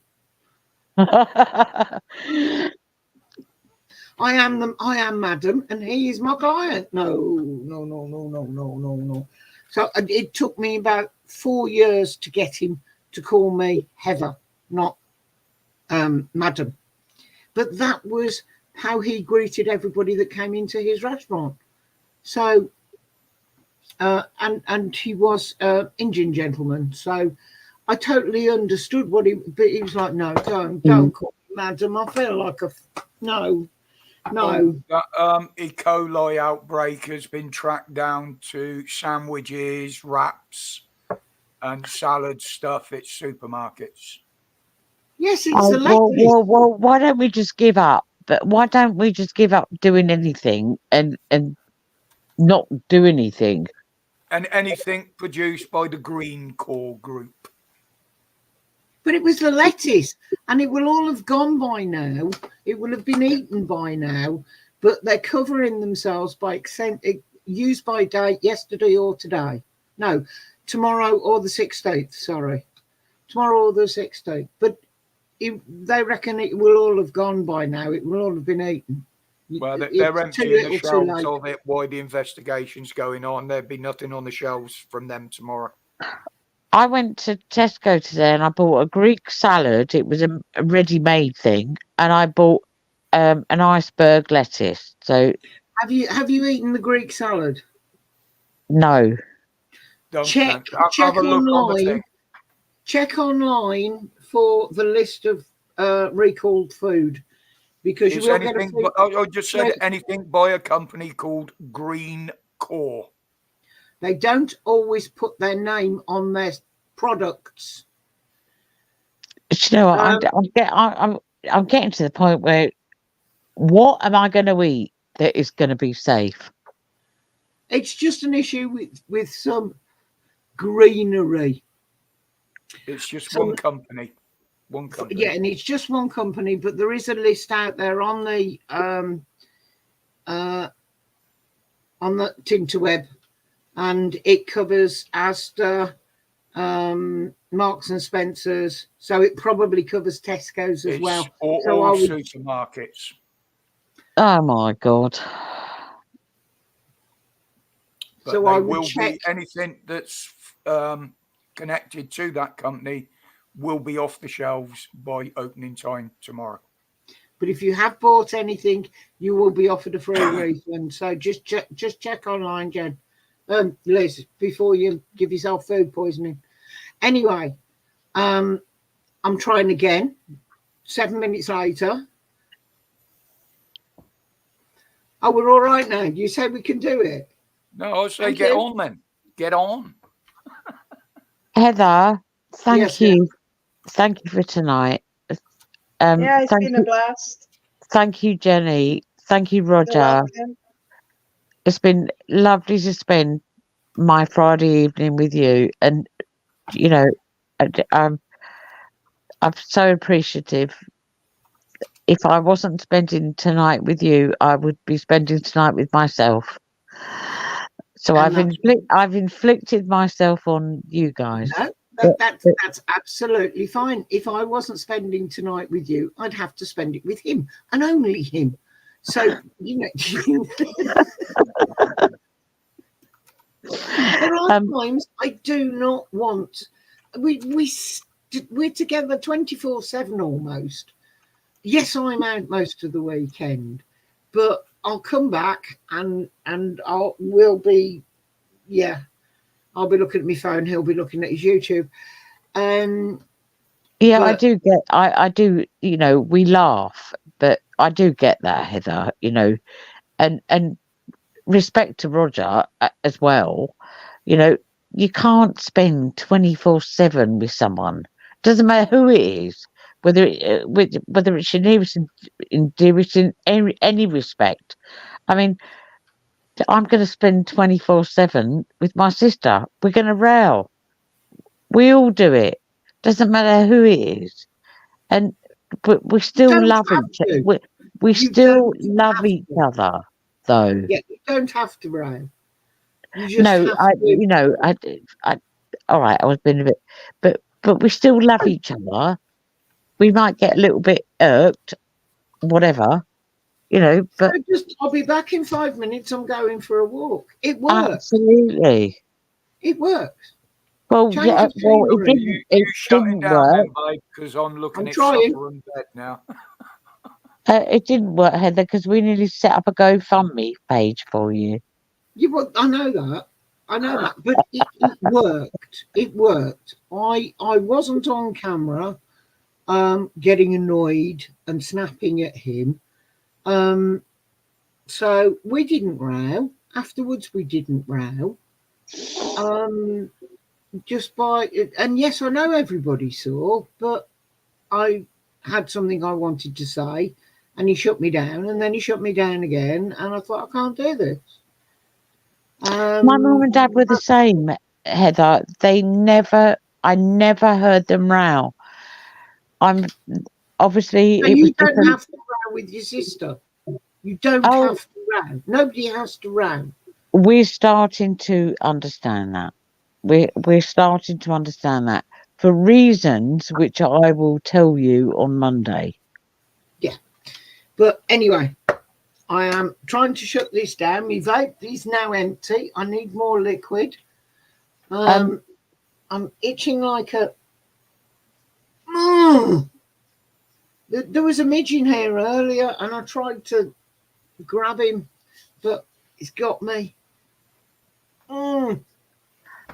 Obviously, Jenny, lovely good. to see you. And See you are you on again. the Facebook? Yes. Oh, and what name? Is your surname Wynne or is that your middle name? Yeah. Well, No. Wynne is my middle name, but it's Jenny Wynne on the on Facebook. Well, all right. I'll look for you and I'll send you a friend request. I'm sure Nice you're one. both commenting on my channel or They're Rogers. both things. on mine. You're both on mine and you're both on Rogers. So Heather, thank you. look for Thank you for a Jenny, lovely. look for Lizzie. Thank What? you for a lovely evening, Heather, and thank you for being a friend. And you too, Mr. W. No Okay, problem. then. No problem at all. Night, everyone. Good night, everybody. Thank you for coming in. I can't believe we've still got 15. Steve, thanks for popping in at the end. I know Steve was there, but didn't see you before. So yeah, have a lovely weekend, people. Heather, Heather, Mm. would you mind just saying something to Steve? Go On Roger's live stream, just before it ended, he was talking about Brian Garish. And I wondered if I do know who Brian Garish is, and I wondered if Steve wanted to talk to me about that. But I've just put it out there so Steve can do whatever he needs to do about that.